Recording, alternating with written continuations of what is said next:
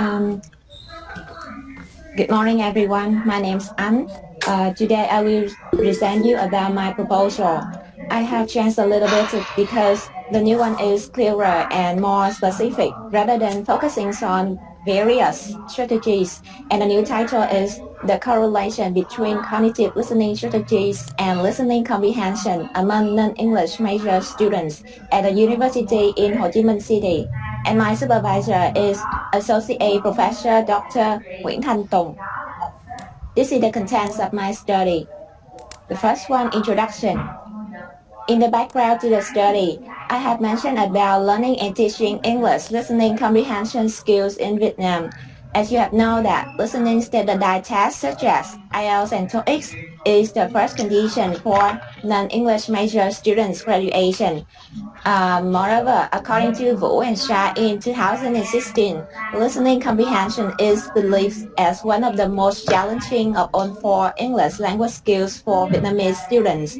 So, Lê in 2015 stated that many Vietnamese learners cannot communicate in English while they learn it for their jobs.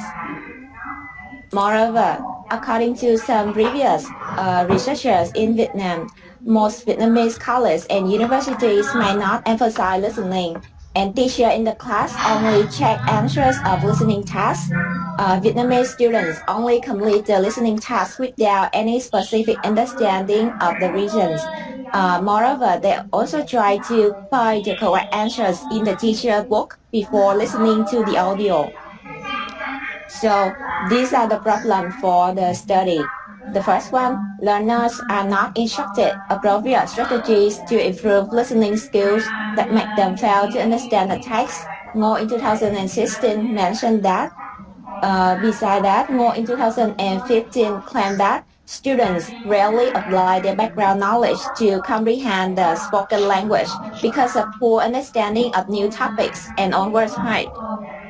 So this study had two objectives. The first one is to find out the correlation between cognitive listening strategies and listening comprehension. So to address this objective, I have the first question. Is there a correlation between non-English major students' cognitive listening strategies used and their listening comprehension?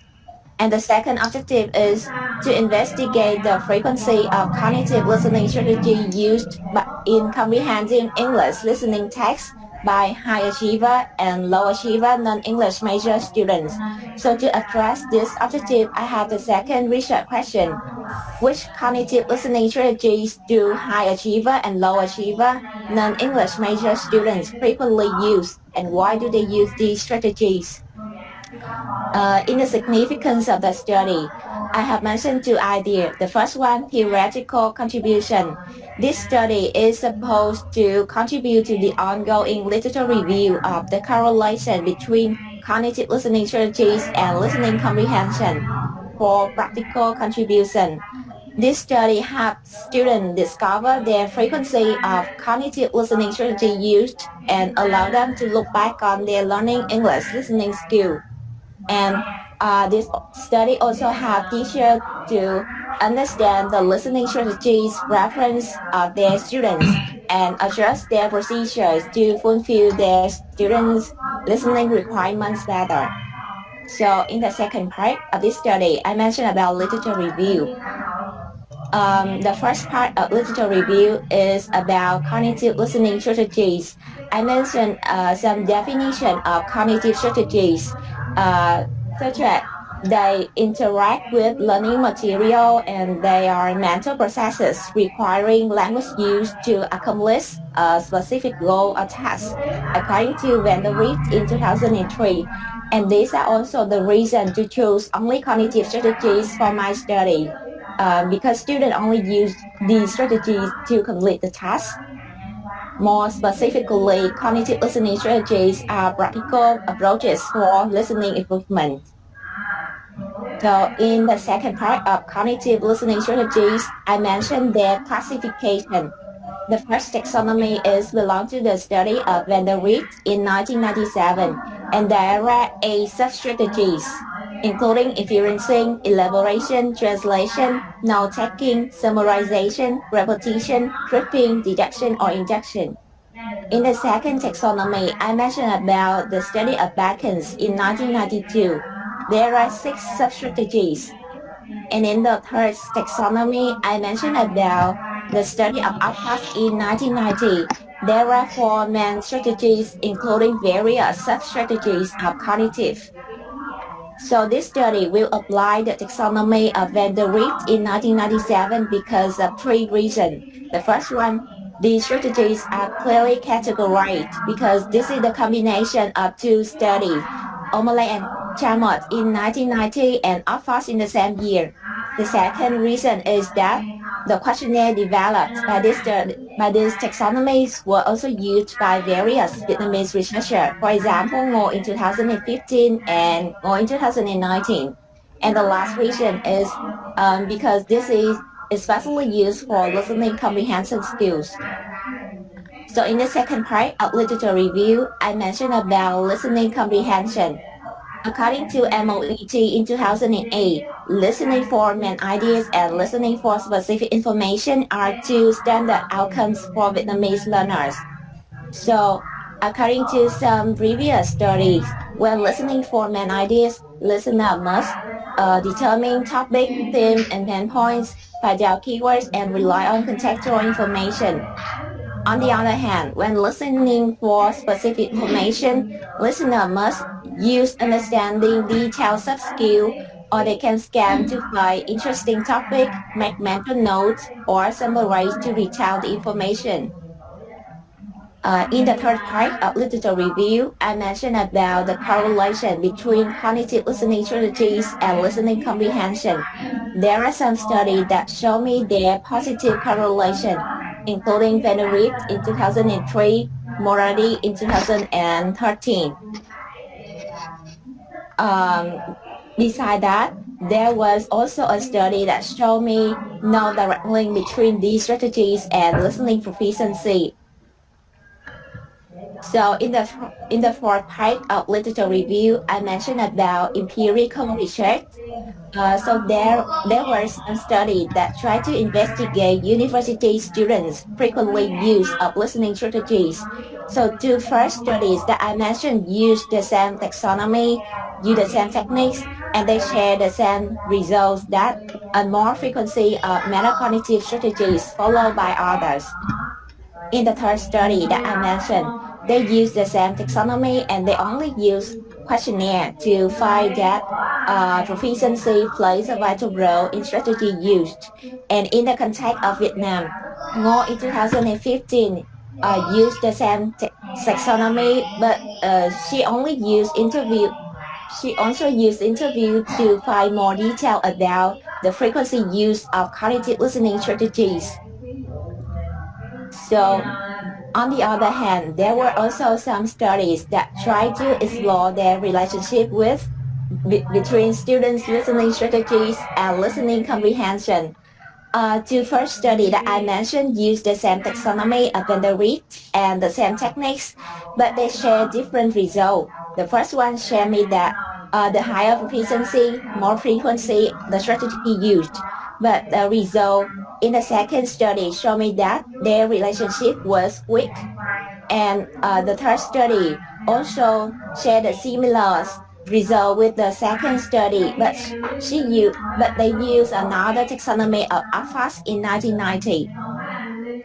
So as you can see that most previous studies did not emphasize only cognitive listening strategy used and their relationship with listening comprehension.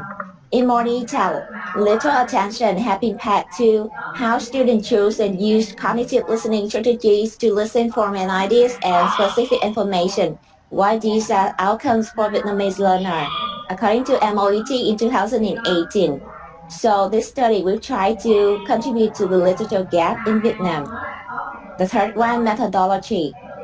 I will choose Creative Language Center of Tôn Đức Thắng University as my potential research site.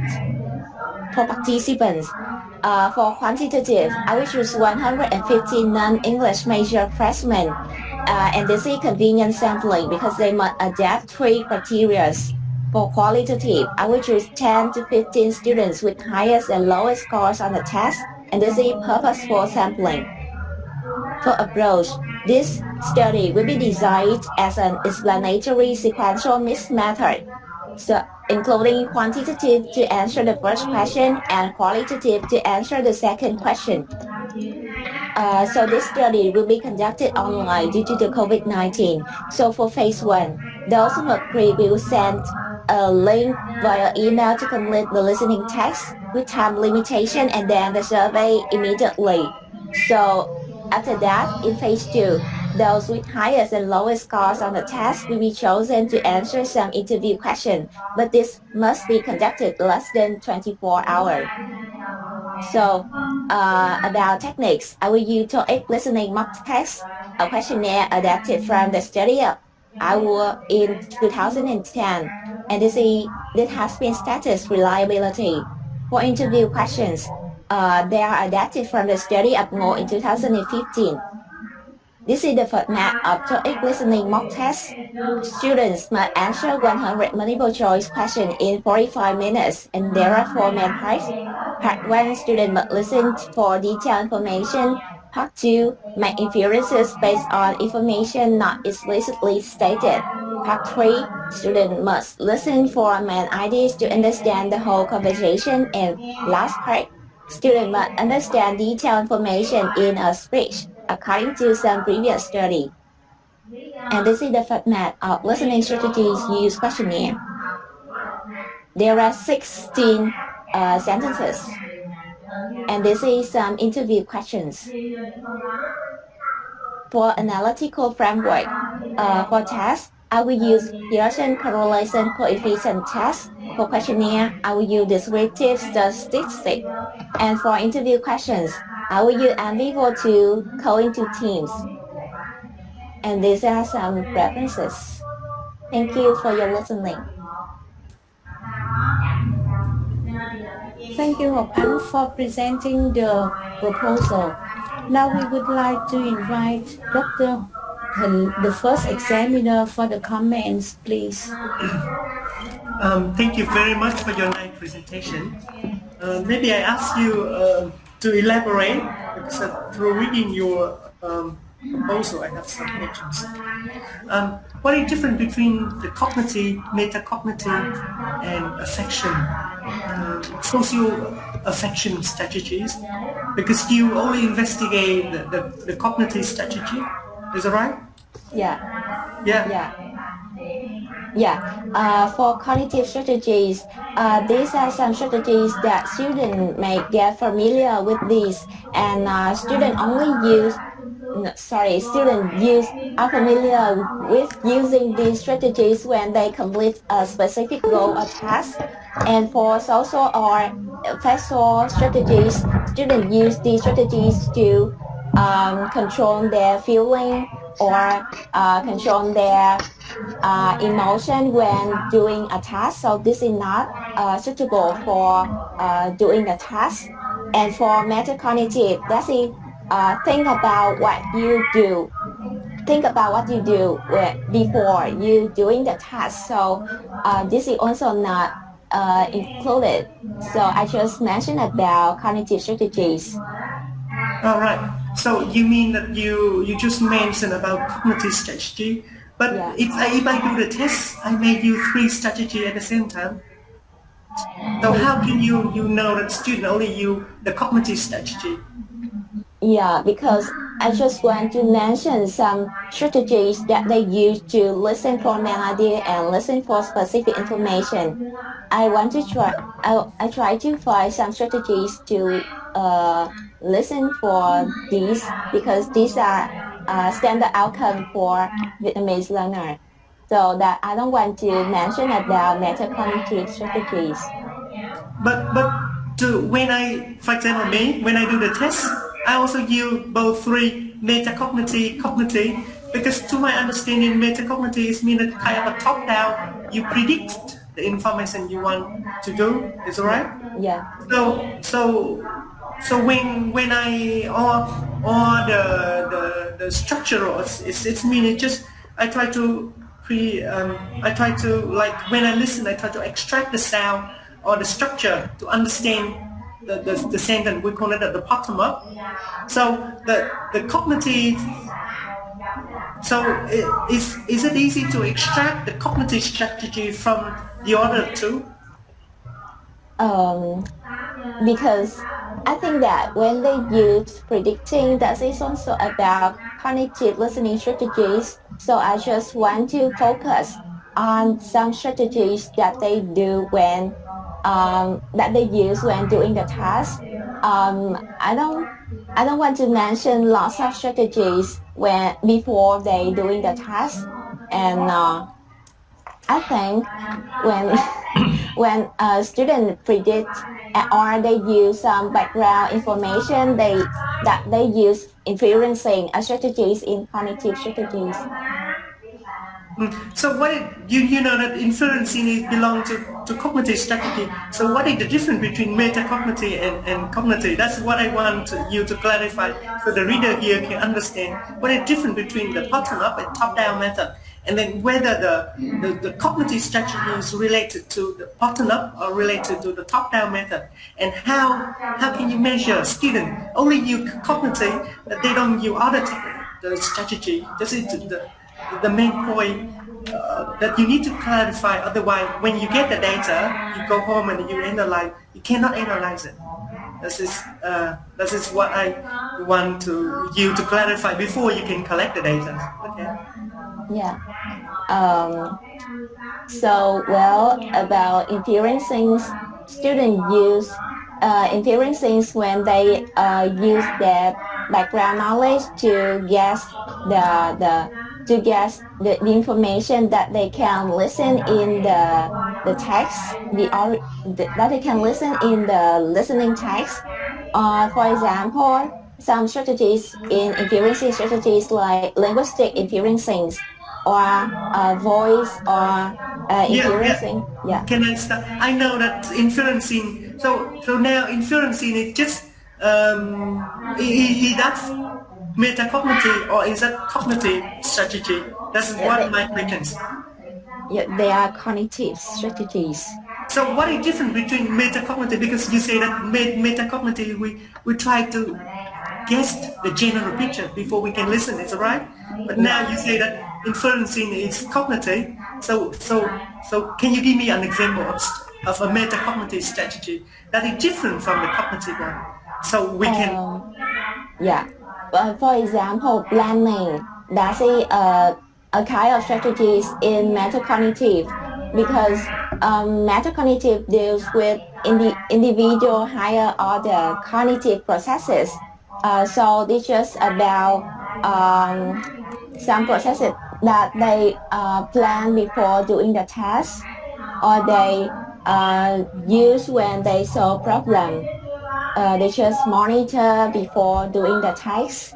And but when they use listening, when they use cognitive strategies, that means they doing the task and they just guess why they doing the task. So now your answer is, so they guess why doing the test is similar to the cognitive one. So maybe it's okay. You don't need to clarify today. Just go home, read carefully the difference between the metacognitive and cognitive one. And another one that you want to do the test is right. You do the Yeah. test. You say that the high is achiever and low achiever.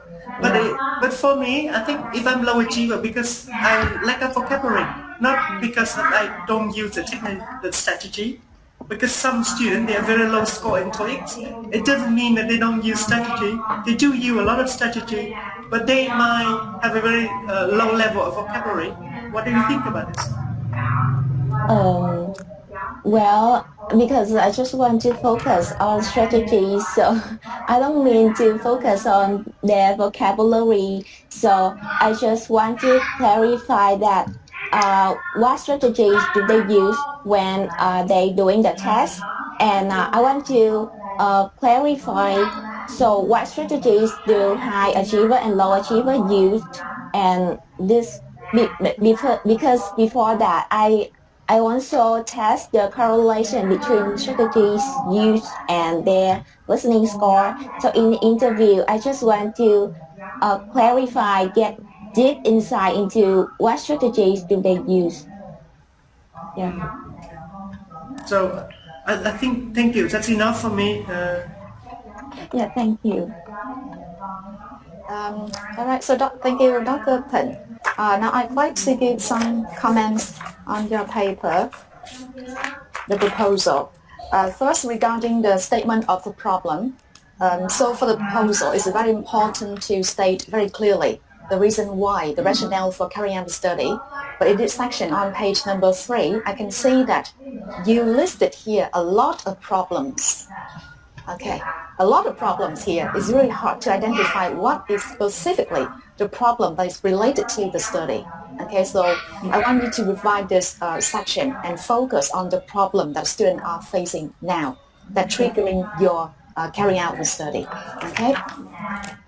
Yes, I agree with Dr. Thịnh that we have to be clear at, the concepts as a, so that's why I would expect you to have a part or a section called the scope of the study. Okay, so the focus, in order to clarify the point here, for the literature review, I can see that in some places you need to provide a page number according to the APA referencing. Yeah. Yeah. And on page number 13, yes, this is also important as well because at the beginning in the statement of problem, because you didn't mention clearly the reason why it should be carried out.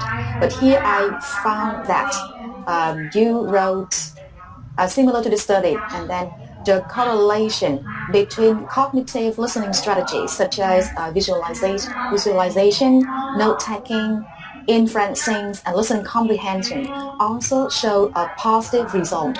So it means that you confirm the correlation between cognitive listening strategies and learners' result. So this, when I read at this point, I'm questioning again. So if it is there, the result is there. So why we need to carry out the study? Do you see the point here? Yeah. Yeah. Still, we have some reason to carry out a study, but then if you present in this way, I don't see that. I'm not persuaded that it is necessary to carry out the study. Yeah. Okay. Yeah. So please focus on this point. On page number 13. And because for this study, you're looking at the correlation between the strategies that you use and their learner score. But in the second question, you're looking at, let me check again the question specifically. Which cognitive listening strategies do high achiever and low achiever non-English major students frequently use? And why do they use these strategies? So here in the question, you are looking at the high achiever and low achiever. But in the methodology section, I see that on page number 18, the participants, when you're presenting, the choice of participants for the study, you said that about 10 to 15 students who have high and low scores on the questionnaire. So I'm wondering why you're looking at the score on the questionnaire. Is it that I think that something here is vague. The score here is the score of the test, not the score of the questionnaire. Is that right? Yeah. So you have to make clear this point. Yeah, because if I read, I thought that it could be the score of the questionnaire, and it doesn't make sense at all. And yes, I agree with the choice of the research tools, but I'm just wondering a bit about the terms used for the study. For example, the first one, approach. The term approach is kind of general. So I would expect something like research design, okay? Or you can say that is design approach, for example, not approach generally like that. And for the methods, so this should be in plural. Section 3.3.3, we use the term techniques, and I think this should be in materials, not the techniques, because texts, okay? Because here is a place where you're explaining the design, the design of the text, okay? So I think this is about the materials, not the techniques. All right? Yeah. And in this section as well, I would expect you to present how to prepare the questions for the questionnaire and interview as well. Okay, so is it adopted? You Yes. didn't mention it, yeah, but you didn't mention it very clearly. How, isn't it? Yeah. I Yeah, just adapted. I just adapt. yeah. I Yeah. can see that you presented the question for the interview, but it is in the technique section, right? It is expected to be in the sections about methods. So in the method section, you will be presenting questionnaire and interview, how they are designed. Okay? Yeah, but Yeah. then you're presenting them in the technique. So I don't think that it is appropriate. Okay, so is it right that you are using the questionnaire in order to measure the learner's use of the cognitive listening strategies? Yes. Yeah, okay. And will you adapt or just adopt the questionnaire? Uh, yeah, I will adapt. So I will change some statement in the questionnaire, but I didn't change anything from the questionnaire that I stated in the proposal because uh, I just adopted in the proposal. But I mean, I want to adapt it, and I may change some sentence that's suitable for the purpose of this study. Yeah, Yeah. okay. Yes, all right. So everything's clear to me now. Yes, thank you. Yeah, thank you. Thank you, Yeah, Miss. thank you, Dr. Thần, and thank you, Dr. Dung, for your comments about the statement of the problems and also the difference between cognitive strategies and metacognitive strategies. I share with you about the concern of the purpose of the study.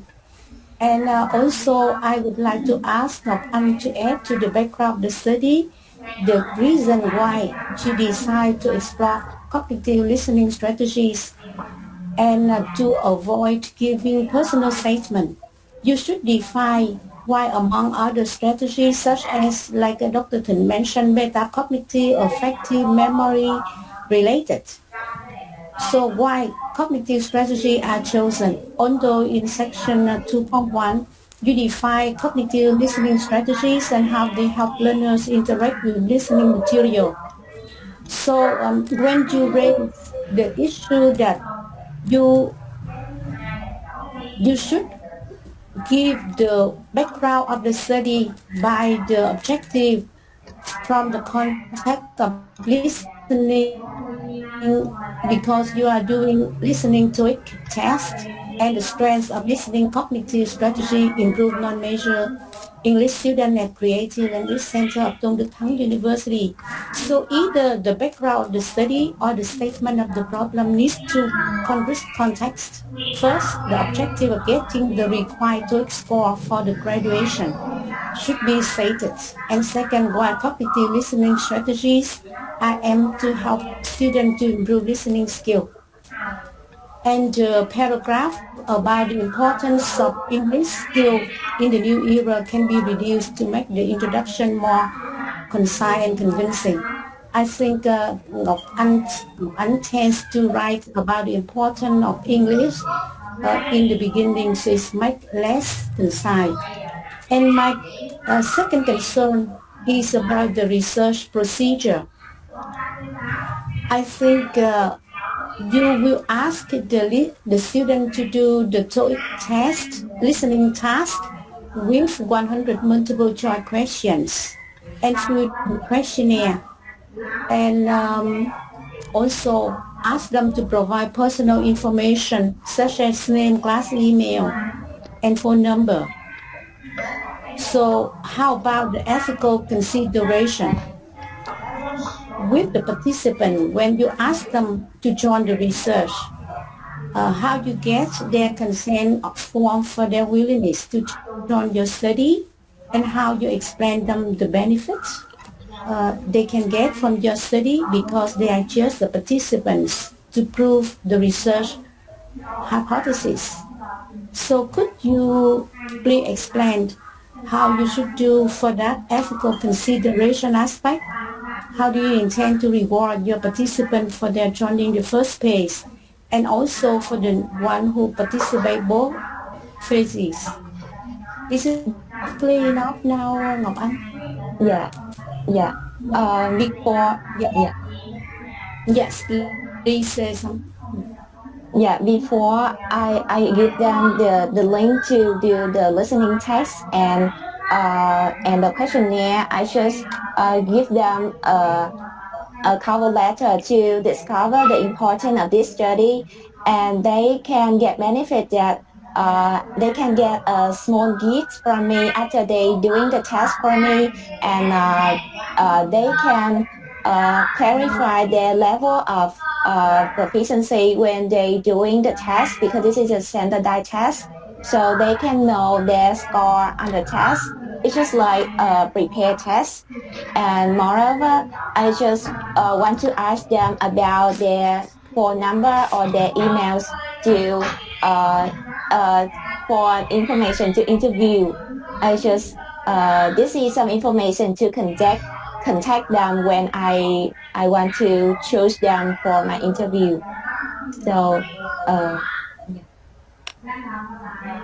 Yes, thank you for your explanation, and I hope that you can reward them with the result and how they could, yeah, get some improvement after the research, or they, because they will take a lot of time to join Yeah. your research, and I think they need to know about how their role, how the information they gave you, and how they get reward. Thank you very much for your explanation. Yeah. And do you have any question from us, Ngọc Anh? Yeah. No. Thank Yeah. you. Thank you, Miss. Yeah, thank you. So the next one is the proposal for from Phan Thị Kim Ngân with the title An Investigation into the Correlation between cognitive reading strategies and reading comprehension among non-English major freshmen at a university in Ho Chi Minh City. Kim Ngân, are you ready now? Dạ, em nghe. Yes. Yes. So please upload your PowerPoint and start presenting.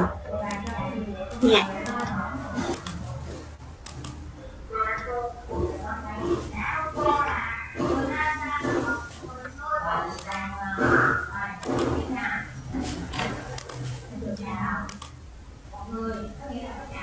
Can you see my big screen now? Yes.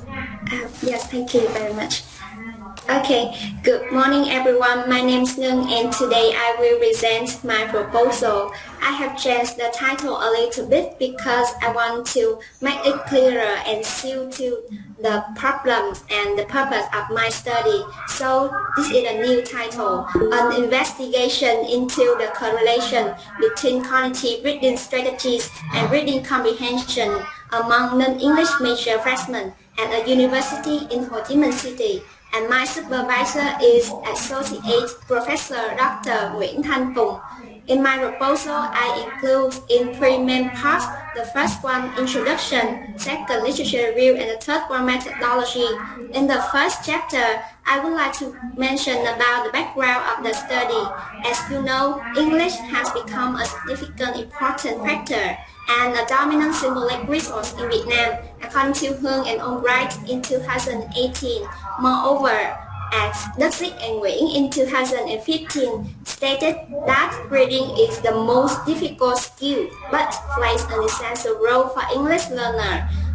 Moreover, to develop other English skills, according to Nguyễn in 2020, students also have to strengthen English reading ability. Although reading comprehension is an important skill to English learners, some students may encounter reading comprehension difficulties. As a result, to compensate for a lack of English comprehension, students have to use interactive strategies, write knowledge, and be conscious of their strategic choices, according to Thủy in 2018. So this is the problems. Most non-English major freshmen are unfamiliar with the utilization of English reading strategies. And according to this problem, I want to conduct my study to investigate the correlation between cognitive reading strategies and reading comprehension. Moreover, I also want to examine what cognitive reading strategies non-English major freshmen employ. And this is my research questions.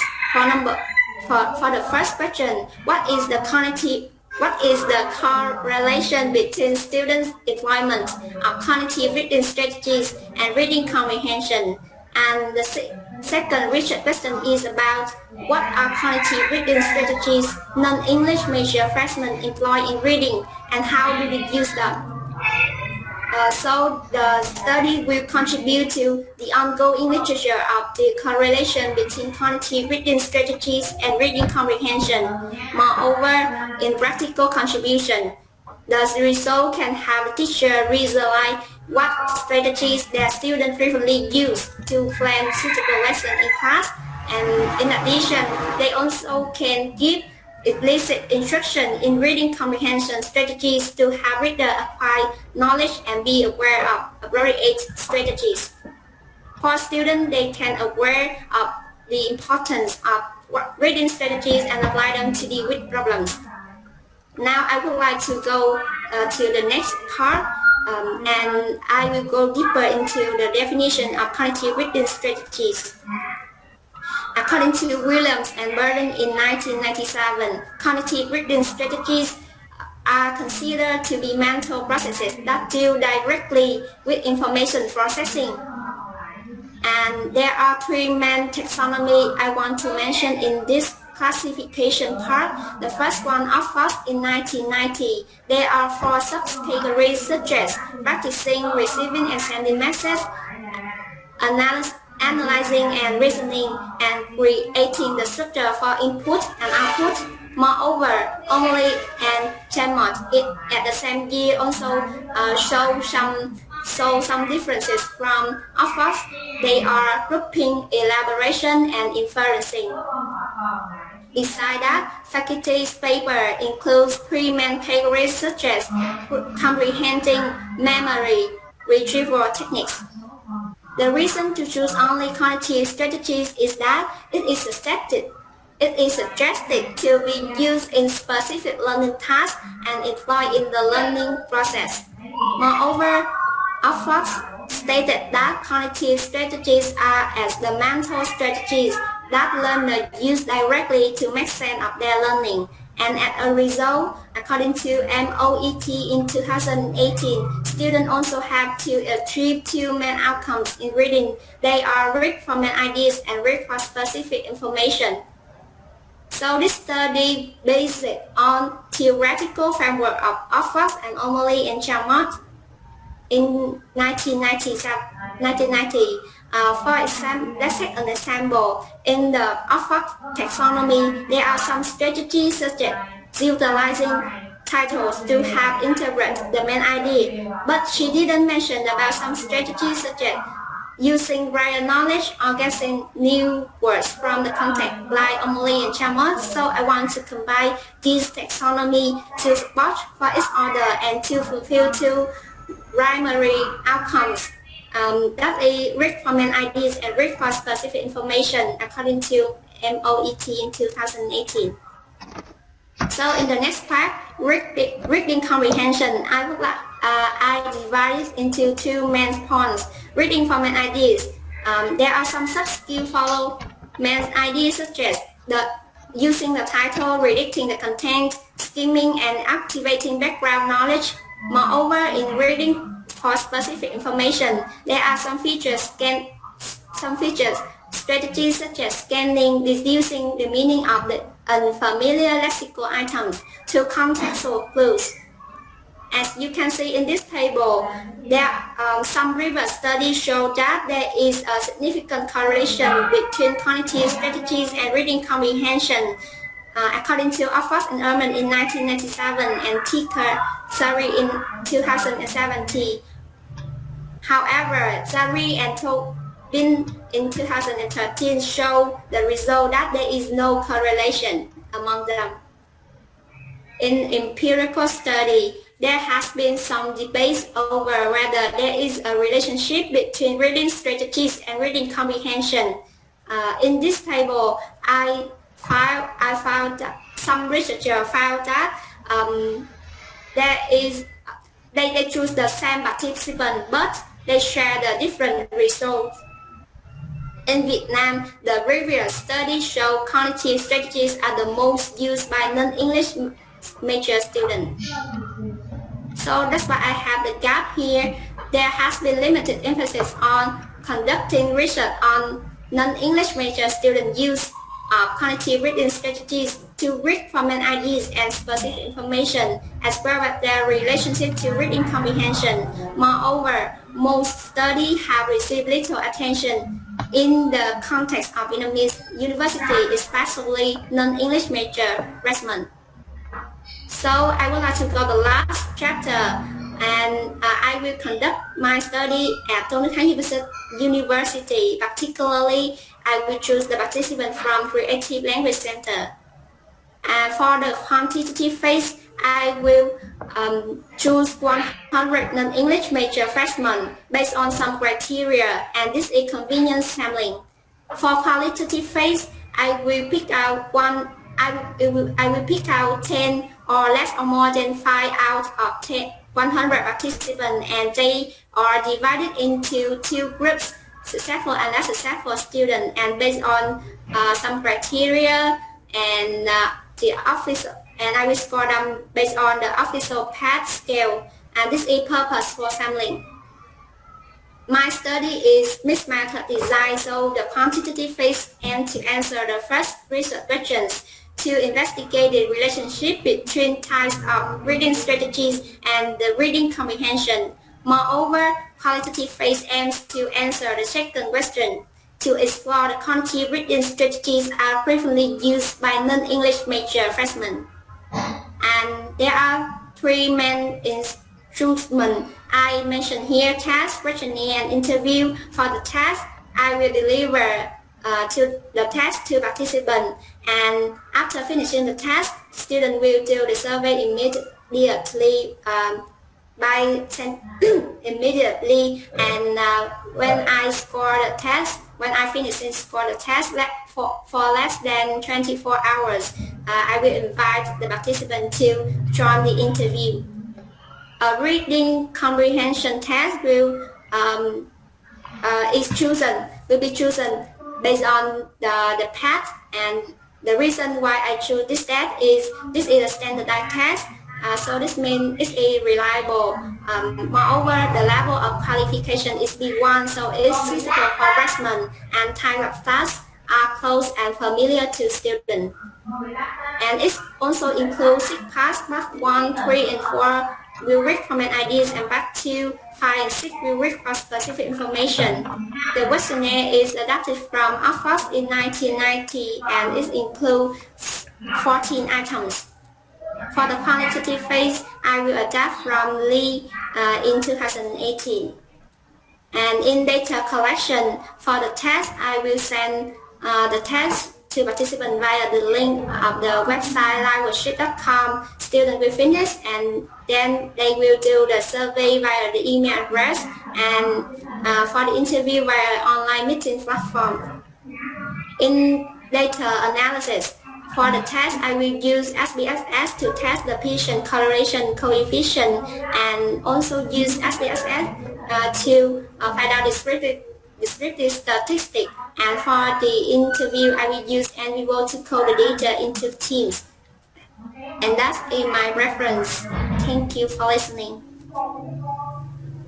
Thank you, Kim Ngân, for your presenting the proposal. Please turn to the first slide so we can see the title of the proposal you just make the change, please. Yeah, yes.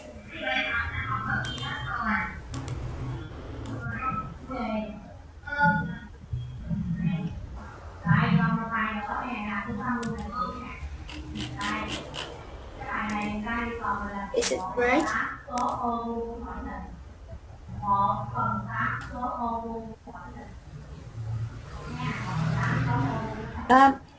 Kim Ngân, you Yes. mentioned you changed the title, or you changed the purpose of the study? Yeah, I changed the title. But I, and also the purpose, because in at the first time I just do I want to conduct a survey to find out some strategies. This is various strategy graduates use, but now I just mentioned about the freshman and Yeah. cognitive strategies. Thank you for clarifying. So I would like to invite Dr. Thịnh for the comments. Do I stop presenting? Yeah, yeah. Okay, thank you very much. yeah. I think I also have a similar questions with you. Like you say that the cognitive is alright. So it's mean Yes. that predicting the information before you read. It's mean that have a schemata. You stimulate a schemata before you ask student to read something, and then they can use their schemata to read. But if they only use the cognitive, they will go. I would say that they will go out of the text. So what happens if students don't use the cognitive? Like I use grammar translation, I translate word by word into Vietnamese to understand, right? I don't use the cognitive. So if you investigate and then you find out students don't use the cognitive, but they do understand the text. Is that right? Am I right? So Yes. what happened? How can you explain the correlation if you find out a student don't use the cognitive, they just use the translation. I think some low level English students they only translate. Some of them will translate from English into Vietnamese to understand. Okay, so how can you answer that question? Um, well, this is an interesting question, and now I would like to answer. And now I would like to answer. And the purpose of my study is just focus on correlation between cognitive reading strategies and reading comprehension. So students have to fulfill two main standard outcome. That is get reading for specific information and reading for main idea, and beside that translation is also the cognitive reading strategy too. I mentioned this strategy in my questionnaire here, and like you say that if student change word by word, I also mentioned these strategies.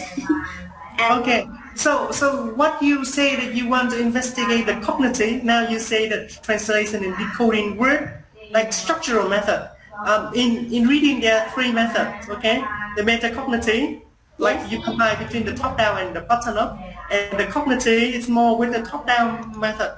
And then the structural method, it means that you decode word by word from another language into your own language. Maybe you decode word by word, you don't use the predicting, the guessing skill strategy. But what you do is you want to investigate only cognitive. That's why I have a question for you. yes. So be careful with the definition with the cognitive, because through I reading here I find out that if you only use the cognitive, some students don't use the cognitive strategy, they use other strategy to understand and to comprehend the text. And I would say, for example, I give you an example of structural method. So I decode word by word and sentence by sentence to understand the message. I don't predicting the general view, right? I don't use my schemata, but I use a different way to understand the text. So at that time, you figure out some students have a that problem.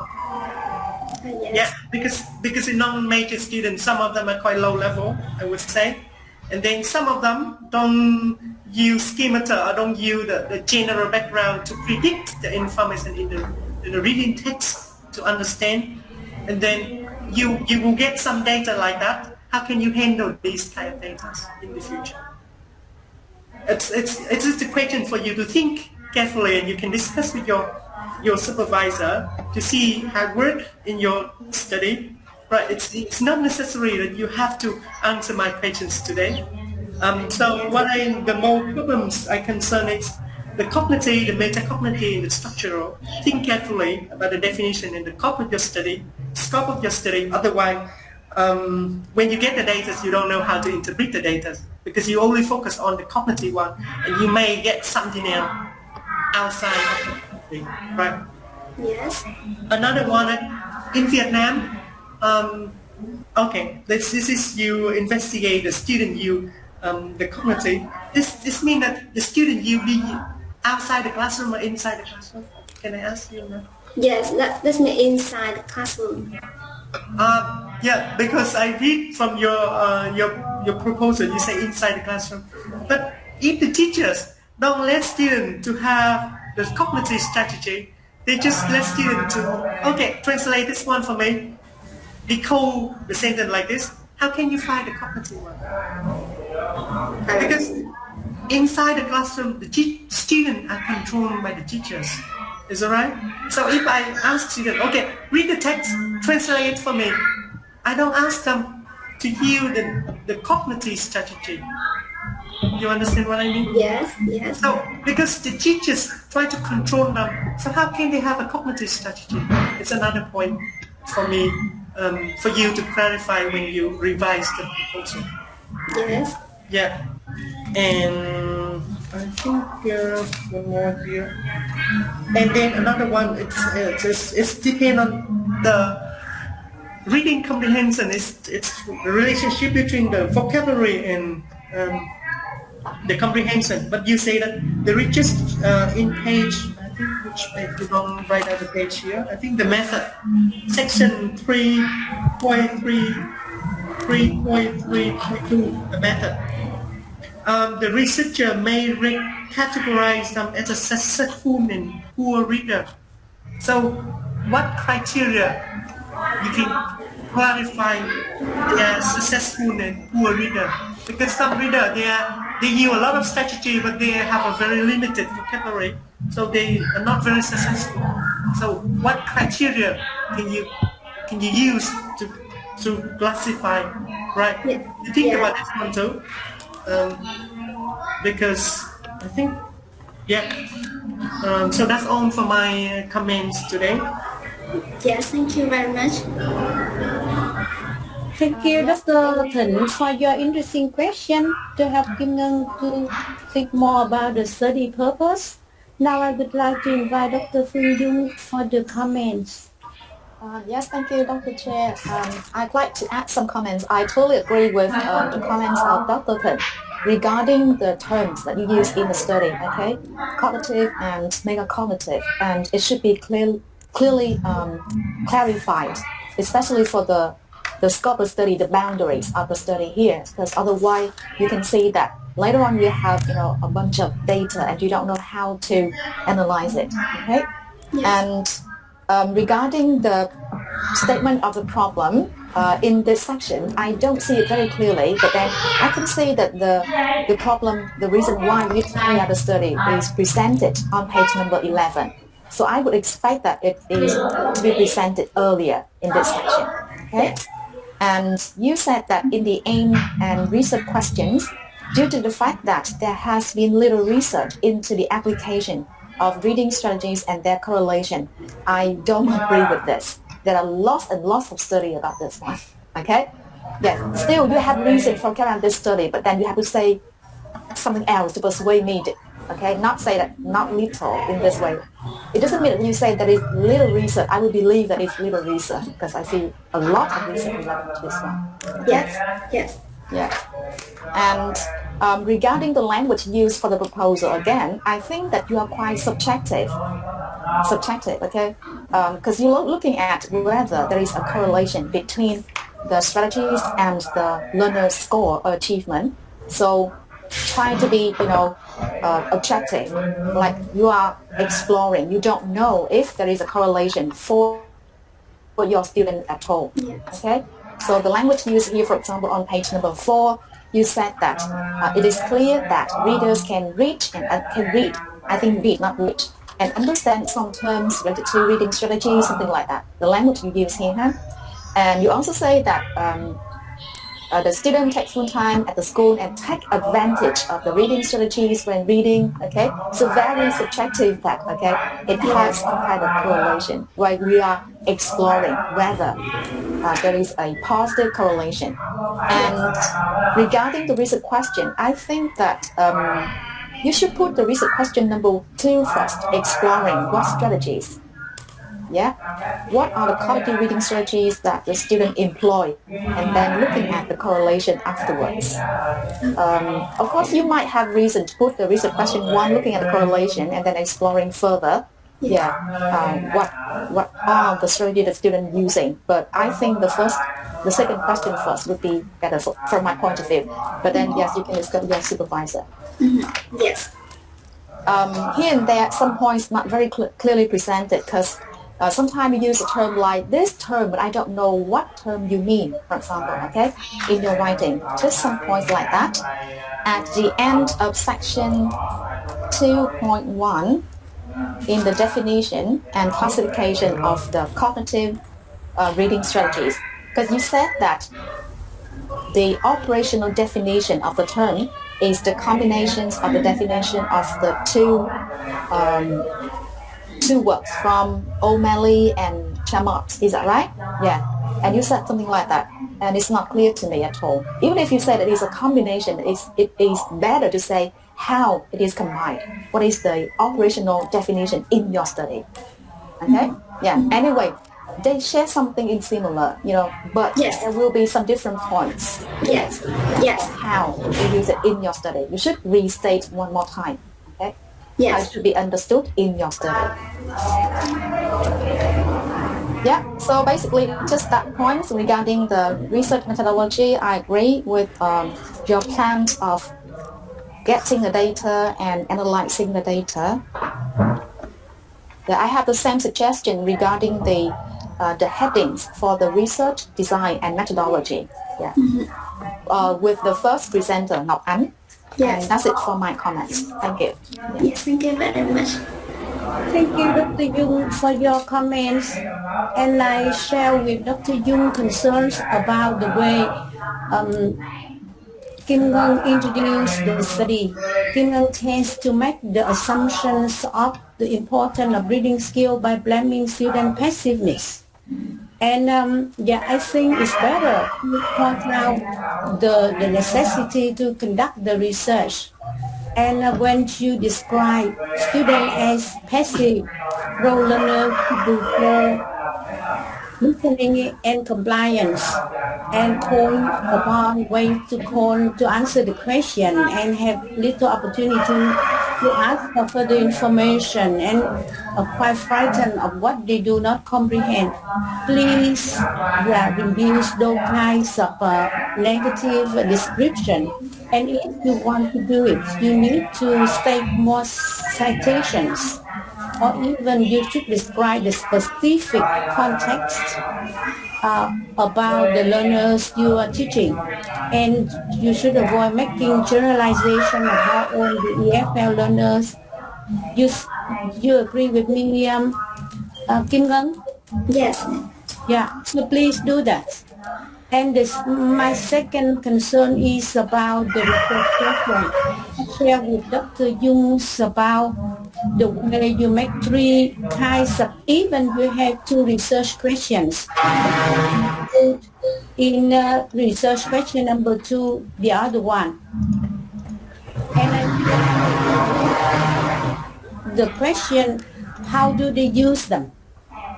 Yeah, could be modified because the first and the second research questions investigating the correlation between reading strategies and reading skills also cover the issue how they use them. And please take into your consideration or discuss with your supervisor if you do need the third question or not. My third concern is about the term you use.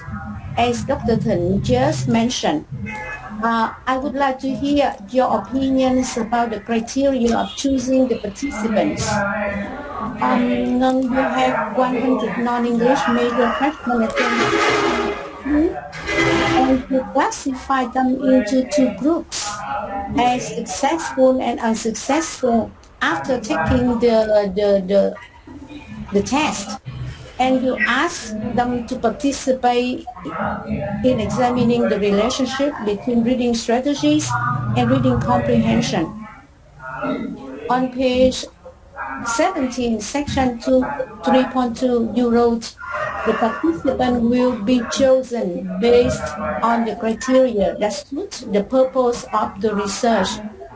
Please describe how the participant will be chosen based on the criteria that suit the purpose of your research. Kim, please. Yes.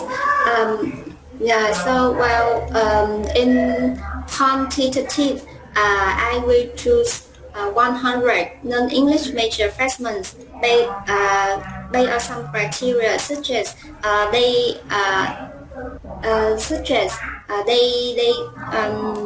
okay. So wait for a minute. Yeah, I can recognize that maybe according to the score, you will classify them into successful and unsuccessful, and you give them the interview, is it? Yes, yeah, that's right. That's right. I will base on the score of the PAT test, and if still, I will divide them into two groups. Yeah. The first group is Yeah. successful student. That means the highest student out of the total number of students who can answer more than 24 questions correctly. And the less successful group is I will collect from the lowest student, about 5 lowest students out of the total number of students who may answer less than 16 questions correctly. Yeah. Thank you for your explanation. And I would like you to change the sentences, in another way to make the reader understand the purpose of the research. And I share with Dr. Sanis about the term you use, because the test you give them, or just have the validity in a short time. You cannot classify them like the poor or the good readers, or also the successful or unsuccessful learners or readers. So you agree with us now? Yes, sir. Thank you very much. Please be careful, because it doesn't mean that they are successful or unsuccessful after a test. Thank you very much for your explanation. Yes, thank you. Yeah. Thank you for And your you have any question from us? Yes, no. Kim Ngân? Yeah. So, you're done with your presentation. Thank you. And we would like to invite the third one, Mr. Lê Văn Thịnh, with the proposal entitled The Impacts of Using Group Work on EFL Learners' Interaction at a Public University in Ho Chi Minh City. Please start upload your PowerPoint. Can anyone see my presentation now? Is good? Sure, we can see it. Yeah, may I start now? Yeah. Sure, please. Alright, good morning everyone. Good morning teacher. And let me start by saying a little bit about my topic, because after discussing with my supervisor, Dr. Nguyễn Thanh Tùng, I changed a little bit. At first, I intend to do this study with the online survey, but now I recognize that it cannot be do that, because it have to know clearly the interaction between students. So I change this little bit. I change my topic here, as you can see on the screen now. And this is the contents of my presentation. There are 3 parts: introduction, literature review, and the third one, also the last one, is the methodology. Let's move to the introduction. First of all, I would like to talk about the background of the study. And according to Dan in 2010, the popular philosophy of educational practice in Vietnam is more associated with observing absorbing and memorizing than experimenting and producing knowledge. That means the student in Vietnam passively acquires knowledge. They do not engage in group discussion or discussion with teacher. Therefore, the lack of interaction among student and teacher student. So classroom interaction is very important. Classroom interaction refers to the interaction between teachers and learners and among the learners. This one is a significant element in the foreign language classroom. So basically, there are 7 types of classroom interaction according to Malak Thomas in 1987 and cited in Minju in 2005. So these are 7 types of the classroom interaction. Number 1, teacher speaking to the whole class. Number 2, teacher speaking to an individual. Number 3, teacher speaking to a group of students. 4, student speaking to the teacher. Number 5, student speaking to student. It's related to the pair work activity. Number 6, student speaking to group members for group work. And number 7, the last one, student speaking to the whole class. That means student frontage. And since Vietnam students are more passive compared to the student in the Western country, the classroom interaction in the EFL classes could be used to engage students to work more actively and cooperatively, according to Fan in 2007. Next, the statement of the problem. And although the teaching and learning quality in EFL classes in Vietnam has been developing in current years, the interaction between teacher and learners have encountered barrier due to the deep influence of traditional teaching, known as the teacher-centered approach. As I mentioned before, students in Vietnam passively acquire the information or the knowledge from teacher. So the teacher is the main source of the information and the knowledge in the classroom. In my thesis proposal, there are 2 questions. Question number 1, what are the impacts of using group work activity on the interaction of EFL University students? And the question number 2, what are students' perceptions towards the use of group work activity in the interaction in EFL classes? My thesis proposal have the significant for teacher know the importance of group work, know the pros and cons of group activity, and know the students' perception as well about the group work activity in classroom, especially in the EFL classroom. Then I will look at the literature review from my thesis proposal. Let's start with the definition of group work. So group work is a teaching strategy that promotes academic achievement association. And as follows, group work is highly appreciated to acquire for future research and study, and it helps to students to achieve a higher learning result. And basically, there are 3 types of group work. Number 1 is the informal learning group. Number 2, the formal learning group. And the third one is study time or cooperative-based group. Let's move to the benefits of for using group work in the classroom. For when we use group work, it can improve the student interaction. According to Willis in 2003, working individually is less motivated for students to achieve than working in the group. And according to Chris Frost in 2017, he emphasized that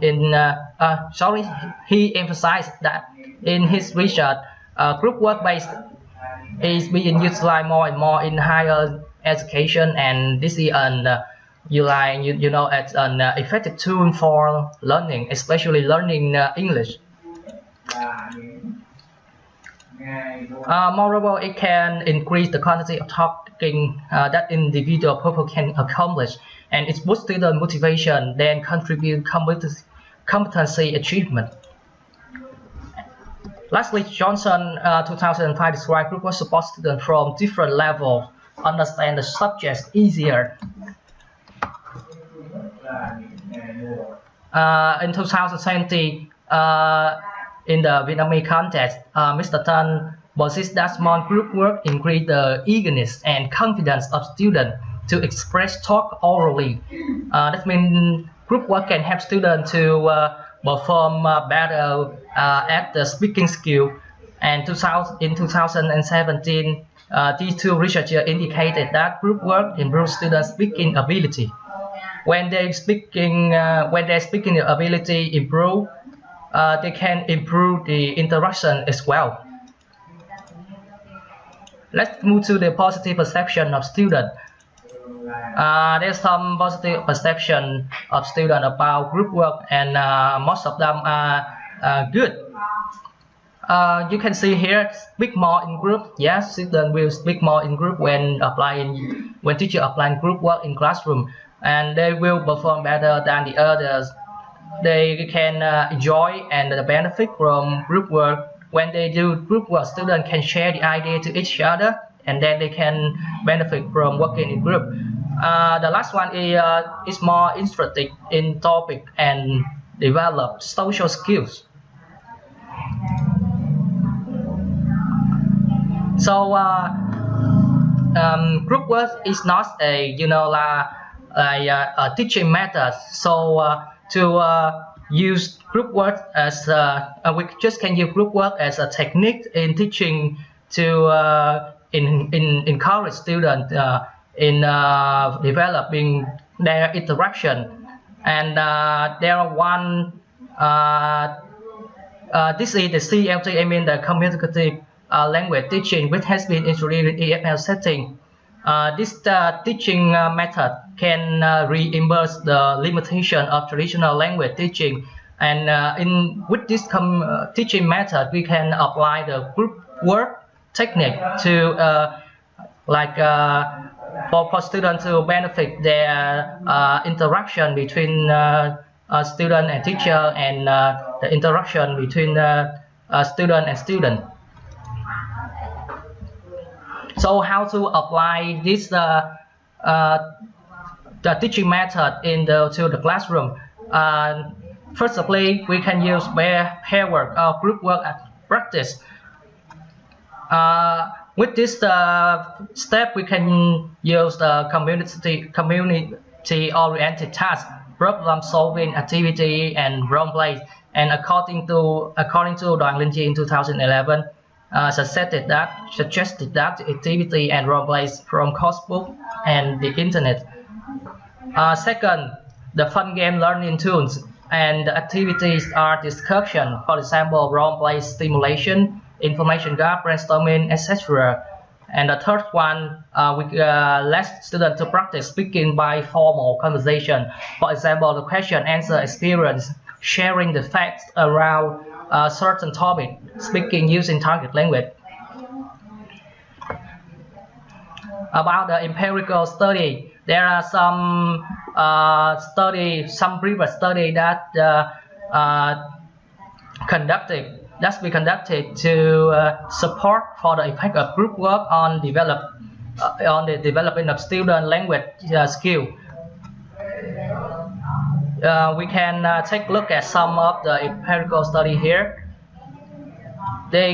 Lacombe et al. In 2007 concluded that writing group gave writers the chance to give the received feedback on their work and to develop identity as thesis writer. In 2007, WeChat in Thailand reported that students benefited from group work in their reading comprehension.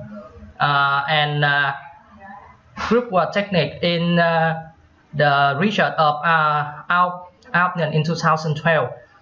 Their survey revealed that group work technique were useful in developing students' attitude toward learning English. Then I will move to the methodology and the potential research site for my research proposal is Tôn Đức Thắng University in District 7, particularly in the Faculty of Foreign Language. About the participant, I will choose two classes. One class is control group and the other is the experimental group. Each group have 20 to 25 students because this is the standard size of a normal class. And the age of the participant will be from 18 to 25 the English level. They have a different English level, but they have to use English during the classes and they pass the semester speaking exam. This is the convenient sampling.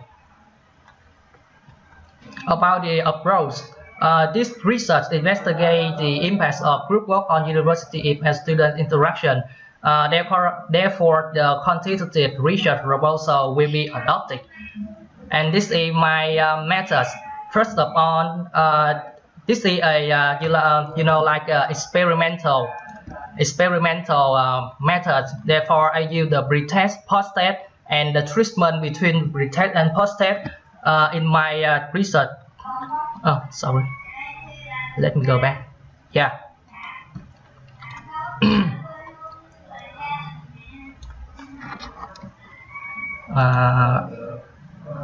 Let's take a quick look at the post-test. I intend to teach the student speaking, so the post-test of mine will be the IELTS speaking exam. IELTS speaking exam is a reliable test that everyone knows about it. And there are three parts in the IELTS speaking exam. Part number 1, the interview with the examiner, 2 minutes. Part 2, real life topic, 5 minutes. Part 3, further discussion, 3 minutes. About the treatment, there are 3 groups, as you know, experimental and the control group. With the experimental group, I will teach for 19 minutes per week and in 5 weeks using problem solving, interviewing, or role-playing activity for the experimental group. And for the control group, it will be taught by the main teacher in the traditional way. Let's move on the treatment. Researcher will prepare lesson plan to combine 2 activities for 3 speaking sections, and the experimental group will receive feedback and scaffolding constantly from the researcher. In the first speaking section, students will be taught using an interview activity. In the second one, students will be immersed in a role-playing activity, and the last one, the student will be given a problem-solving activity. And this is the procedure when I conduct my study: the pre-test, 5-week treatment, post-test, and questionnaire. The last one is the analyzing data. Let's see the technique. I will use the t-test to analyze data from the pre-test and post-test. And for the questionnaire will along with the post-test, and to assess the perception of students about group work.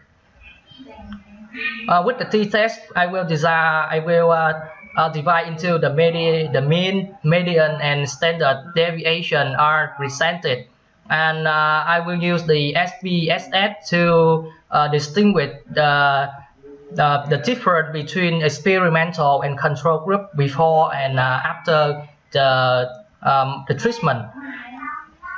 About the questionnaire, this is a 5-point like a scale. For example, strongly disagree, undecided, agree, and strongly agree. And at the end of each question, there will be an open-ended portion for each question. Here are some references from my proposal, and thank you for your listening. Thank you for your presentation, Thịnh. Yeah, thank you. And I would like to invite Dr. Thịnh for the comments, please. May I turn off my presentation? No, please leave it there for the title. All right. Because you mentioned something. You mean the first slide? Yeah, sure. Yeah, it's here. Can I ask you some question to clarify? Yeah, sure. Do you think group work is inside the classroom and outside the classroom? Yeah, the group work inside the classroom, teacher. Yeah.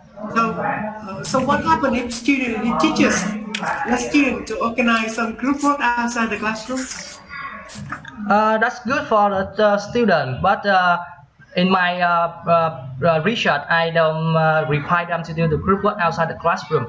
I just let them to do group work in my class, and they can choose to use it with the other subject or outside the classroom. That depends on the student. Right. Another question is, Yeah. do you think why the group work can improve? Do you have any theoretical background to support that group work can help students to have more interaction? About the theoretical. Or learning better? Excuse me, can you repeat the question? I can hear you clearly. Do you have any theoretical background? Yes. To support that group work can improve student speaking skill? Oh, the theoretical background. As I Or we can say theoretical framework. Theoretical framework.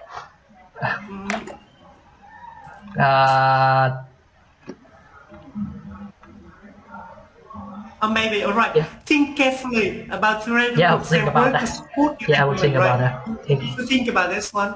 Theoretical framework, maybe socio-cultural theory or interaction theory or something. You can think about this kind of theory to support your argument. Because I Yes. read your proposal, I found out like you don't have a theoretical framework to support. Okay. And I another will find one out more that- information for my theoretical. Right. Another one is traditional method. What is traditional method? Yeah, about the traditional methods, the main teacher of the control group can use the like the direct method to teach student, because the direct method like when the teacher will give the student directly what they have to study. I mean the target of the lesson. But in the CLT, I mean the communicative language teaching, I will let them. I will give them some time to work in group with their member, with their partner, to find out the target, the result. So Yeah. I think you may elaborate about traditional method, and then you say that inside the classroom, normally the teacher will stick to the textbook. So if the textbook have a group work and pair work, if you teach a traditional method, you don't do it. You mean that in the traditional classroom there will be some No, activity like it's group not work? traditional classroom. Hold on. You say about traditional classroom. Okay, so please clarify traditional classroom for me in your revised version. Okay. And another one that I would like to say to you here, because you mentioned the group work inside the classroom, is that right? Yes. So normally the teacher will follow the textbook to conduct the activities. So if the control group, they have some group work in the textbook, the teacher will carry out the activity, the group work activity suggested by the textbook, or they will skip from the textbook. Yeah, I got the point here.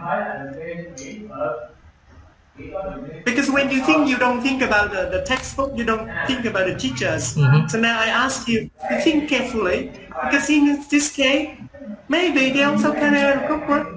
So please clarify traditional. And then how do you do different? How do you treat different between these two groups? Okay. Yes, I got it. And another one, I think this is the moral ethics.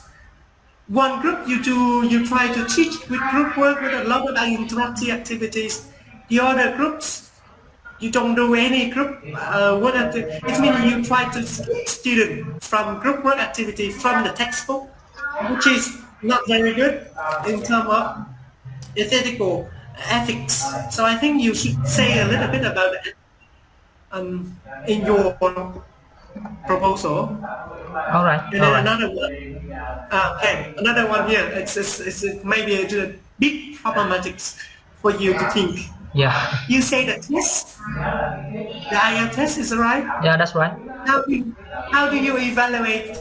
How do you mark the test?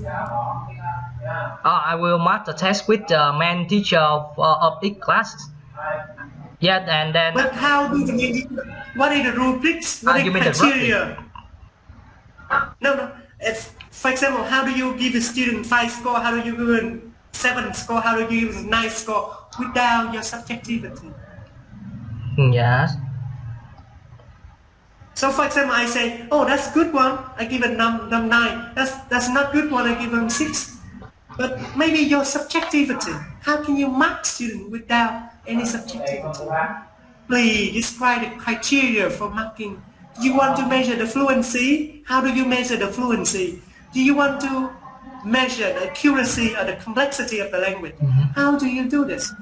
This is a big problem, I think, for your thesis. This is the more problematic one, I would say. Otherwise, you collect the data, you say, how do I mark it?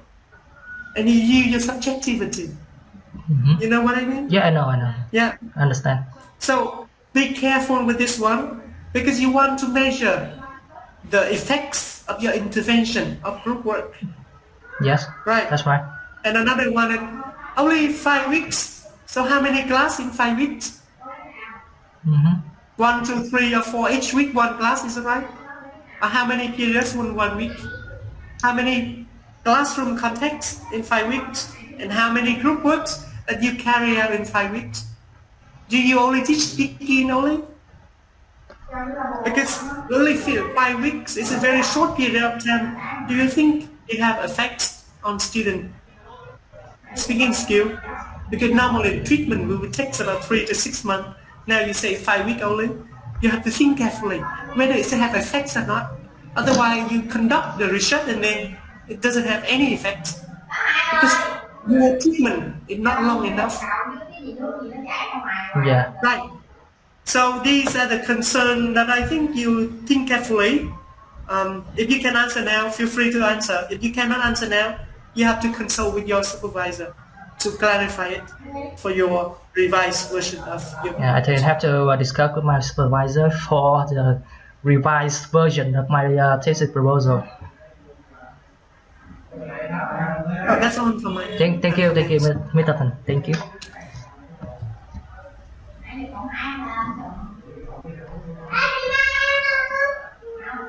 Yes, I think it's my turn to give comments and some suggestions. Yeah, teacher. Yeah, content proposal.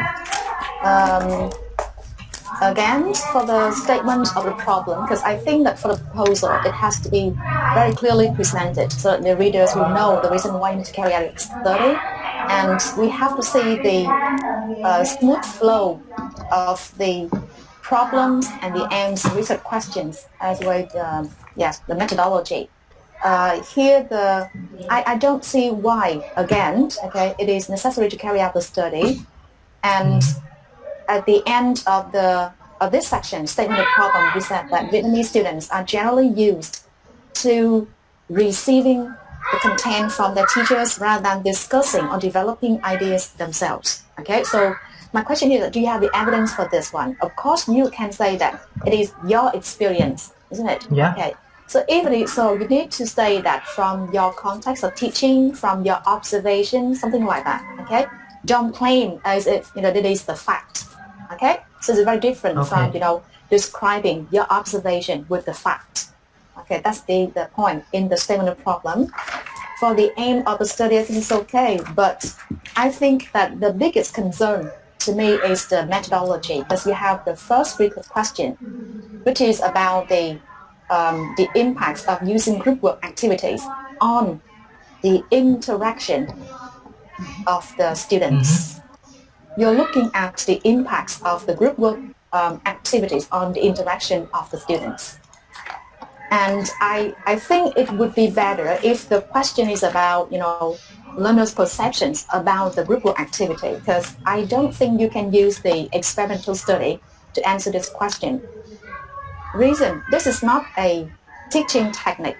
This is not a teaching technique. Of course, the activity might affect, but the thing is that you can't measure the interaction because in the question, you use a question impacts of the activities on the interaction, how you measure the interaction by using the learner test, speaking test.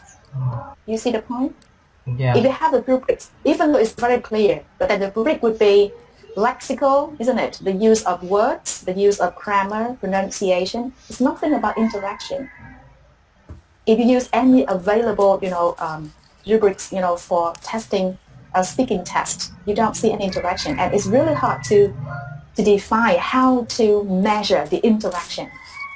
It's really hard, to answer this question by using the experimental study, the test, to measure the difference between pre and post. I don't think you can answer this question, by using this methodology. So I think the simplest way, my suggestion is that changing the first research question into a question asking learners about their perception, of the activity. Even though we have the second question, which is also about perception, but the focus might be different. So think about it, how to change it, okay? Okay. That is my biggest concern. And the second point is that I can see that you have the procedure for implementing group work. It's okay, but I think that this section should be presented before the section about the benefits of using group work. Okay, before the benefits of using group work. And my question is that why do you only focus and present the benefits, the positive points of using group work? I think that everything has both The process positive and negative side. Yeah. Even though it's a very small one, it doesn't mean that everyone likes this activity, isn't it? Yeah, I don't believe that everyone likes this activity. It's not persuasive, and so I'm wondering why you just present here the benefits.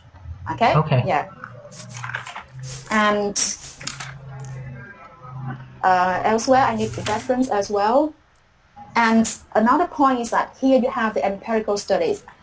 From my point of view, I can say that I'm not of the point that for every thesis or every proposal, we need a section called empirical study. I mean the previous study. I don't think we need for this particular study because in the previous sections you have the benefits, you have a section on the improvement of interaction, and what you presented in these sections are actually the results of all the previous study. Is that right? Yeah. It depends. Yeah, it depends. If the previous sections are about theoretical background, it's nothing about the research result, then we might have a section called the previous studies, looking at what the other researcher found relevant to the study you are looking at.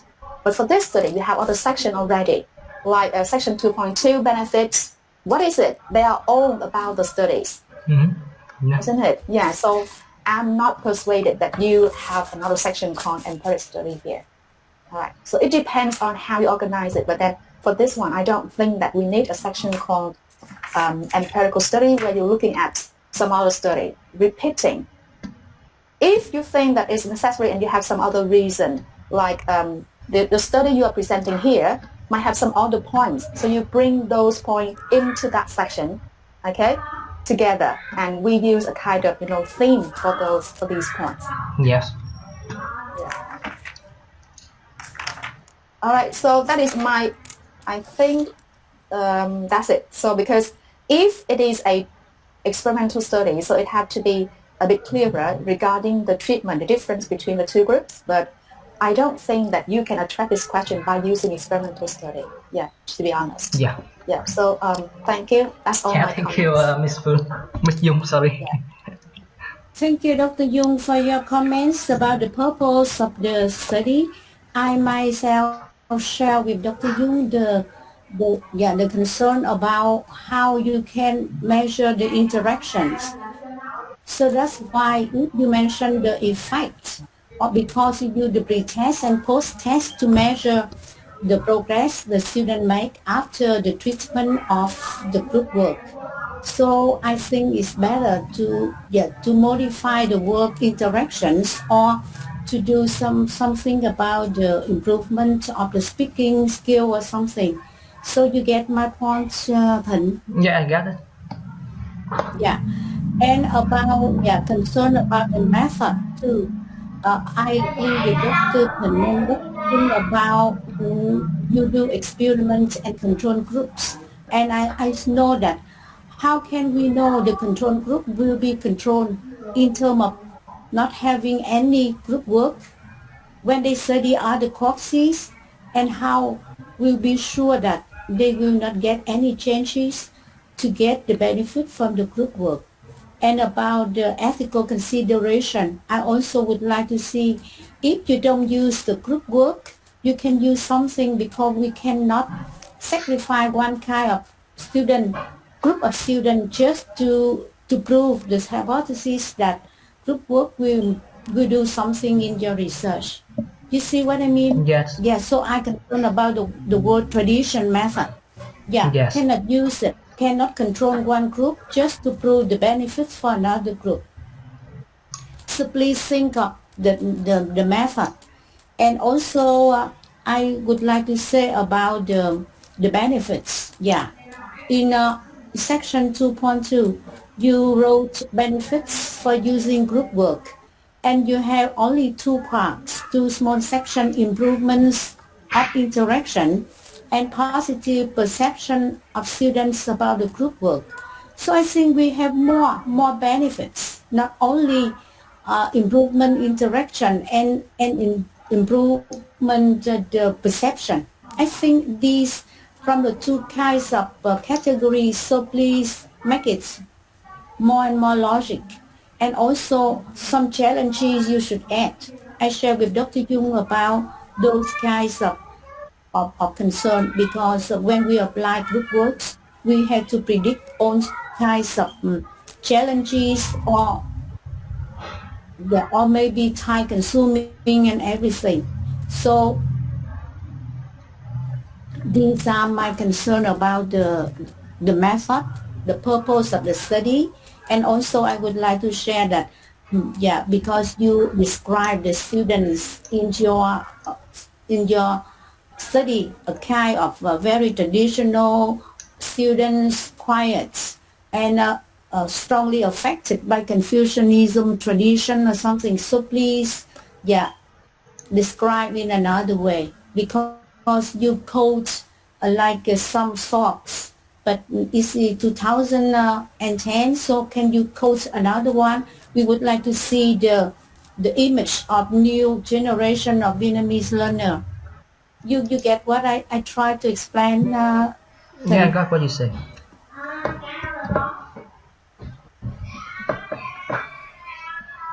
Yeah, Yeah. yeah, please, because we don't want to see, because we want to do good works, and we blame student activeness. So thank you very much for your Yeah, thank concern, you, and teacher. please think of the way to improve the Yeah, draft thank you for of your the comment. proposal and the thesis later.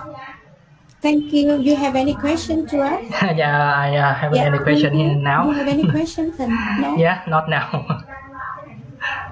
Thank you all of your feedback from Thank teachers. you. So, yeah, take a rest, relax. All right, thank you. Yeah, yeah. You're welcome. Much welcome. Yeah. Now we would like to invite the next one, Mr. Trần Nguyễn Hải Triều, Yes, yes. with the proposal entitled Secondary EFL Teachers' Belief and Practices Regarding Vocabulary Teaching. Hải Triều, Yes. please Yes. start your present. Yes. Okay. Can you see my screen now? Sure, you can. We do. Okay. May I start now? Sure, please. Yes, thank you. So good morning, Board of Examiners and everyone. So today I'm going to present you my topic, which is about secondary EFL teachers' beliefs and practices regarding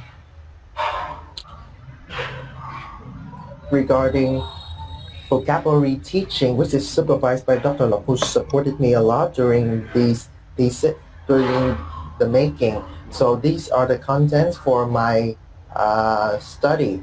So as we all know, vocabulary is the heart of language acquisition and use, or in other words, vocabulary is the foundation to learn other skills and to facilitate learner to learn a language. And it is proven that there's a strong connection between comprehension and lexical item. Therefore, it is important for teachers in vocabulary teaching to provide students with concepts and definitions, and also they also engage and assist them in using their target language effectively.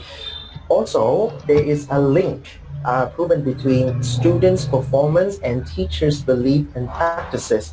And teachers' belief might have some substantial impact on instructional choice, on their way of teaching, and ultimately affecting student performance. And another reason is that vocabulary field, especially in the teachers' belief and practices research, receive much less attention. Therefore, to understand teachers' mental lives and their instructional practices regarding vocabulary, my research is conducted in order to investigate 3 point beliefs of secondary EFL teachers hold, how secondary EFL teachers teach, and extent of alignment between beliefs and practices regarding vocabulary instruction. And the significance of my study is that it could provide understanding of vocabulary instruction in practice, provide benefits for teachers' beliefs and practices. Research field also can assist with the applications to the work of EFL teaching, selection of instructional materials, and finally, it could be a means for the provision of useful information for educational changes. And because my belief is about vocabulary teaching practices and also beliefs, so we are going to find out some keywords and terms. So first, I'm going to start with vocabulary. So for vocabulary, it is divided into 3 main types, which is the receptive vocabulary type and productive vocabulary. What I mean by receptive vocabulary is that the word items that you learn through listening and reading, whereas the productive ones are the lexical items in which you use it in your daily life or in your communicative tasks.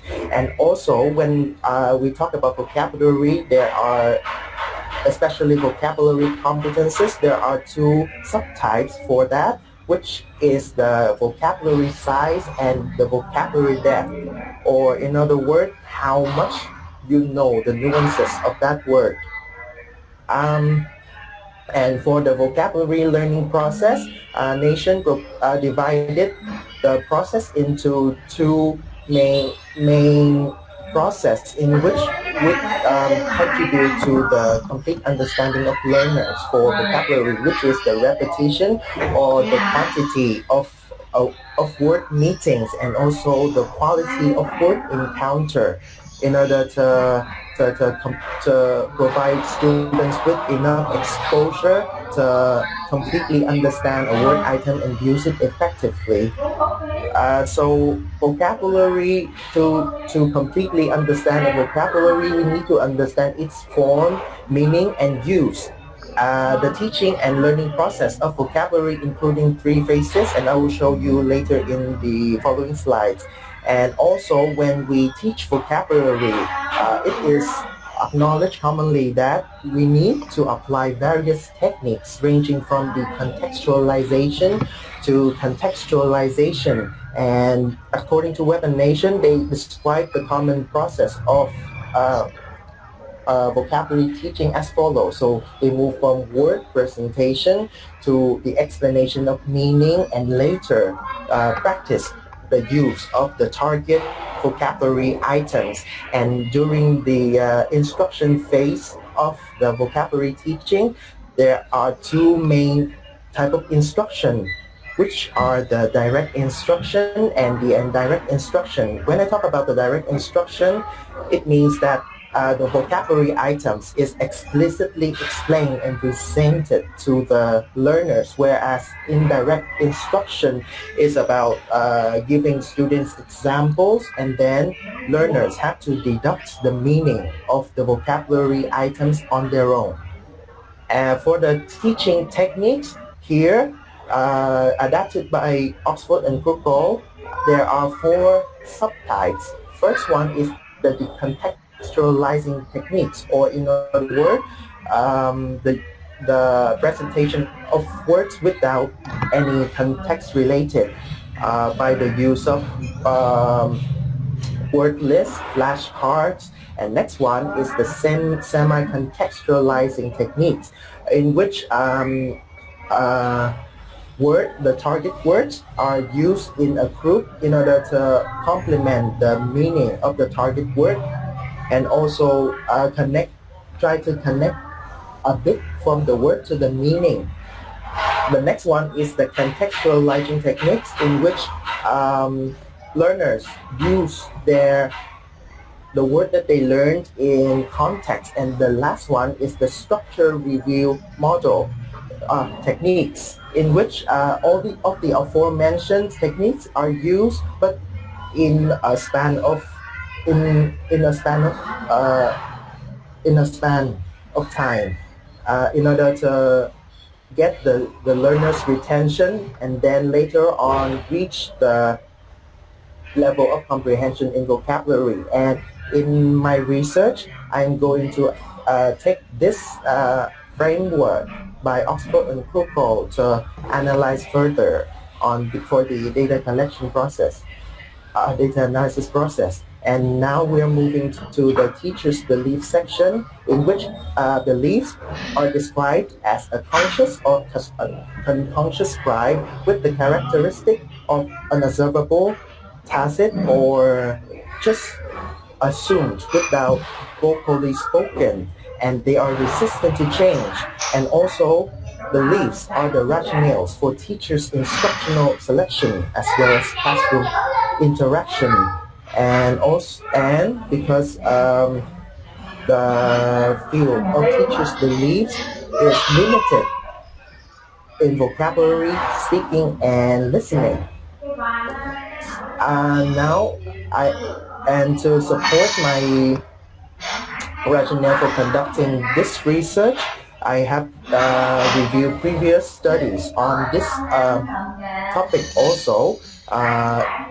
There are various contexts, mainly in university or secondary EFL instruction, and the result shows that teachers, even though they are fully aware of the vocabulary teaching principles, process, and techniques, direct instruction and explicit instruction, or even direct translation, are commonly applied during the classroom, and there are a lot of mismatch between beliefs and practices due to some contextual factors.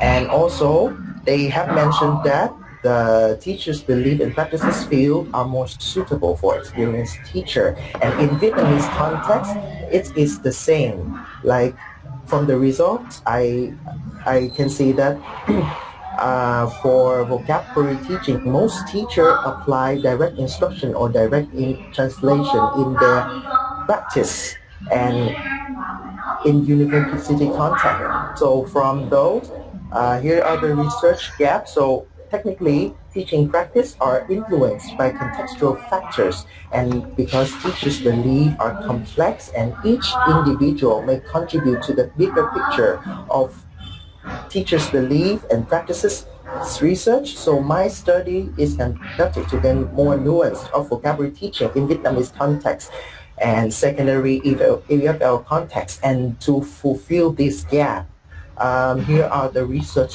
questions so that the study could be carried out. So first, how do EFL teachers teach vocabulary in their EFL classes? Second, what beliefs do teachers hold about their vocabulary teaching? And number 3, is there any mismatch or match between teachers' beliefs and their vocabulary teaching practices? And in order to answer these research questions, we'll move to the methodology section. So because beliefs are unique to individuals, and also it is suggested that a qualitative approach is the most beneficial to this type of research. So my research will employ the qualitative case study with three types of data collection, three types of instruments. So in-depth interviews, classroom observations, and individual stimulated recall interviews. For the research setting and participants, so this study will be conducted in a private school in Ho Chi Minh City using convenience sampling. There will be 4 to 8 EFL teachers recruited with the experience of at least a bachelor degree in language teaching and a 3-year experience at high school or K to 12 education. And here are the data collection phase. As you can see here, so I will use the in-depth semi-structure interview to answer both three questions, and in the in-depth semi-structure interviews, it will be anticipated to have the length for about 30 to 45 minutes, and teachers are going to be asked questions relating to their vocabulary practices and their beliefs in teaching vocabulary, and all follow up. And after that phase, there will be an observation phase with the span of 2 months. For each teacher, I will observe 8 of their lessons, and in those lessons, it will be noted using few notes and video recorded. And finally, after all of those are finished, then I move to the stimulated recall interviews, in which teachers are asked again for an interview, and then watch their video of their teaching, and then reflect and discuss further on their vocabulary teaching practices. For the data analysis phase, for my study, there will be 2 types of data. So the observation data and the interview data. For the observation data, so there will be recordings and few notes, and all of them will be fully transcribed. And then the learning, the vocabulary teaching will be categorized and then coded into episodes. For the interview data, all of the data after collecting will be transcribed verbatim and then sent back to the participants in order to proofread for further modification and confirmation. And after that, all of these data will be put into en vivo program for thematic analysis, which means I will try to analyze the emerging themes, the patterns that happen during the interviews, and compare and contrast among those themes. And here are the time frame of my study. And finally, these are the references for my proposal. Thank you so much for listening. Thank you, Hai Triều, for your convincing presentation. Now I would like to ask Dr. Thịnh to give the comments, please. Thank you very much for your presentation. I think this is a well-designed study. Thank you. But I think a setup questions for semi-structured interview would be good. Yes. And a protocol for classroom observation might be useful. Yes. And I have one concern. So far, you present a lot about explicit teaching. Explicit teaching. Yes. Explicit vocabulary teaching. Yes. If the teacher carry out implicit teaching, like me, I just let students read some books, and in the book they have some explicit knowledge there, and then although I do not check, but I assume that student learn something from there. So what do you think? You implicit teaching? vocabulary teaching? For that, because in my observation, there will be video recording and also few notes. And if the implicit teaching happens, then of course we cannot like assume that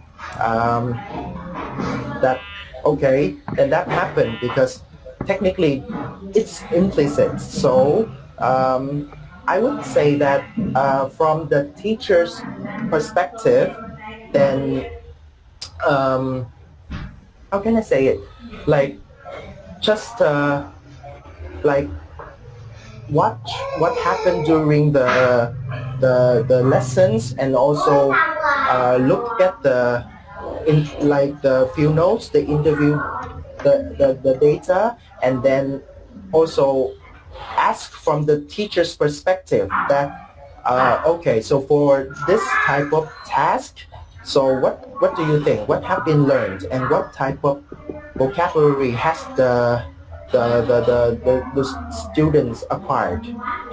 But you want to investigate, you want to examine the teacher belief, and then they believe can be implicit teaching, can be explicit teaching. That's what I want to emphasize. And then in your literature review, I think you mainly focus on the explicit teaching, right? But I think you cite one of the author, I think very famous in terms of vocabulary teaching is Nation. I think Yes. Nation also wrote something about implicit teaching of vocabulary. Yes. So think carefully, or maybe consult with your supervisor. I think your supervisors are here. I think Thesis is here. Consult with your supervisor about implicit teaching and explicit teaching by Nation, because Nation, I think he wrote the article 4 Strengths. There are a lot of knowledge about implicit teaching of vocabulary and how Yes. how can teachers conduct some activity for implicit teaching of vocabulary. So, Yes. and in your literature review, you should mention a little bit about implicit teaching. So in case that when the teachers, they say, oh no, I don't teach it explicitly, but I teach it implicitly, you have a theoretical background to back up your argument. Because right now, I think you present a theoretical framework, you say you adopt one theoretical framework to analyze the teacher belief, but if you get the data from one teacher, they say that they use the implicit vocabulary, but your framework, I think, more with explicit teaching. How can you analyze this? Yes. I'll take it into consideration. Yeah, you think and discuss with your supervisor. So which way you can lead your research design into and what you want to find out. So please clarify that one a little bit more. Yes. Thank you for your comments. Thank you, Dr. Jung. Yeah, thank you. That's all for my. Yeah, thank you for your comments. I would like to invite Dr. Jung for your comments. Dr. Jung, please. Yes, thank you, Dr. Chair. I have a few words with your proposal. Hai Chiu. Generally, I think that is a very good proposal. Yeah, I agree with Dr. Thật that I agree with the methodology and research question as well. Yes, the research aims and research questions are clearly stated. Okay, I agree. There's just some point I would suggest you to consider to make it better. Okay, not for the revising paper, but then for your final paper. Yes. You should have a clear part on the definition of vocabulary. You might consider adding a part on the definition. And I think that for this research, you don't have to put the research questions at the end of the literature review. Yeah, sometimes it depends. Yes. It depends. It could be after the research aims, you can put the research question. Sometimes you might put it at the end of the literature review. But for this section, especially for these 3 questions, I think it would be better if you put it after the aims of the study. The questions are clearly stated, as already mentioned, and I think that it would be better if you have a conceptual framework, because your questions are about the beliefs and is there a mismatch between beliefs and the teaching vocabulary practices? So I think it would be better to summarize what you have Yes. read in the literature if you Yes. have a conceptual framework. Yes. And for the methodology, I agree with the use of the research design and the research instruments. But I would expect you to have to modify a bit on the instruments. Okay. Yes, of course, in the final paper. For example, how you build the questionnaires and interviews, for example. Yes. Yes. It's good that you have class observations, clear plans on how to generate data in order to address the questions. And I have no Yes. question for you. Yes. Thank you so much. Thank you. Thank you, Dr. Jung, for your comments, for your positive conclusion about about Hai Chiu's proposal.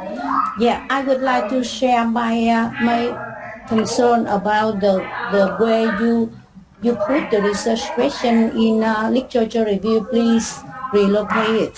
Yes. Them Yes. into the chapter at the end of the study.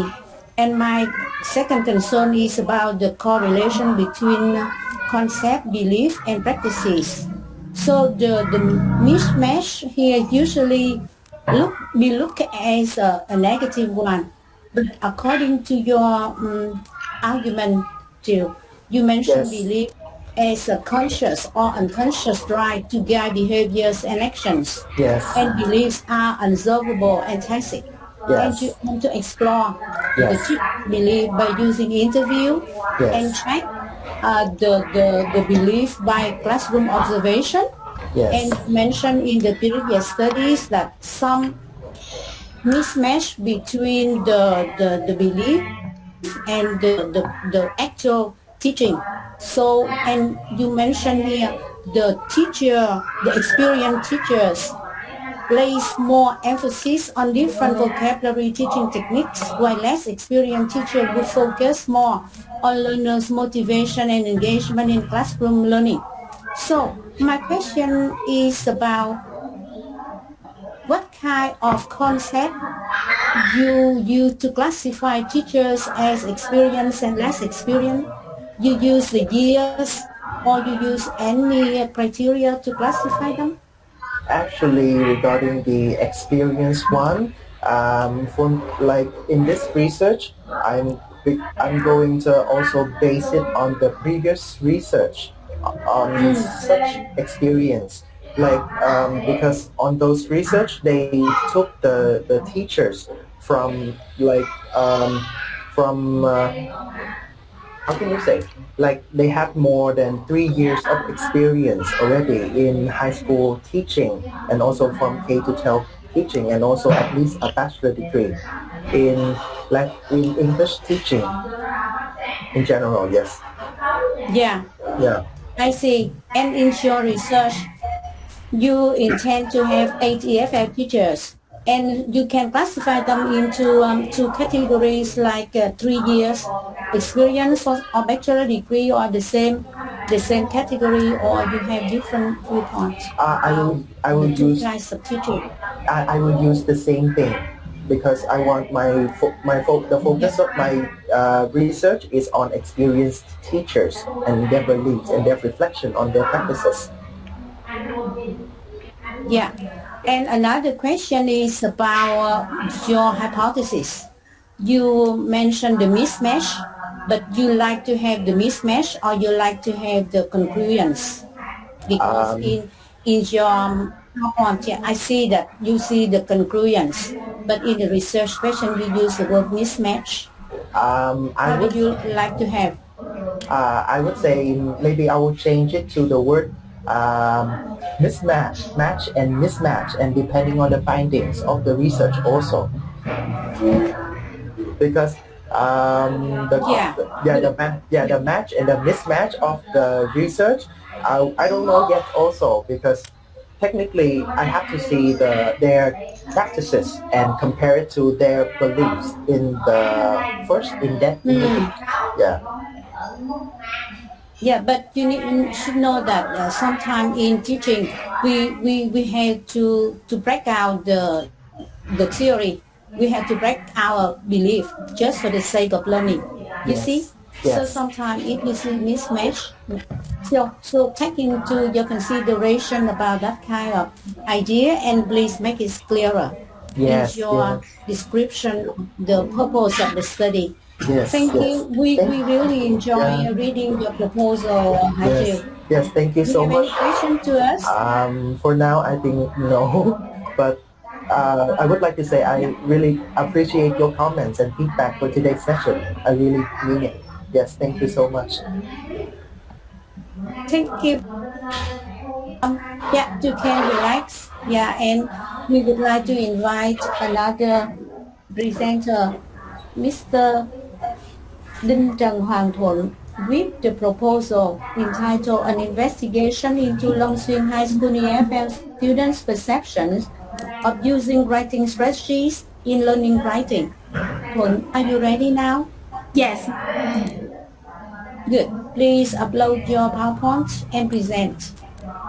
Okay. So good morning, examiners and everybody. Today I present my study, an investigation into Long Xuyên High School EFL student perception of using writing strategies in learning writing. And now we move to the first background of the study. Writing in pre-practice is one of the most challenging and complicated skills requiring EFL learner to acquire smarter. So to improve this writing skill, some study on using writing strategy show that using strategy help less successful writer to write better. Moreover, authors also saw a holistic knowledge and awareness of writing strategy is crucial to EFL learner to tackle writing challenges. So, and now this study aims to explore Long Xuyên High School EFL student perceptions of their using writing strategy. Especially, these studies aim to investigate high school student frequency of writing strategies used and deal with issues related to student attitude toward using writing strategy in the writing process. To achieve the aims of the study, this study will answer the two research questions. One, to what extent do Long Xuyên High School students use writing strategy in their writing process from their perspective? Two, to what extent are these students aware of using writing strategy in their writing process? Another scope of the study, the current study will be conducted at Long Xuyên High School in Nha Trang province, with 11th grade students. Furthermore, according to the current literature, this study will explore student perception of using writing strategy on 6 main strategy blocks: cognitive, metacognitive, memory, compensation, social, and affective. Significance of the study. I think so the study can enrich the literature on EFL student perceptions of using writing strategy, particularly in the Vietnamese context. It can help in literature to recognize what writing strategies students know and use, and what writing strategies students should be trained and guided.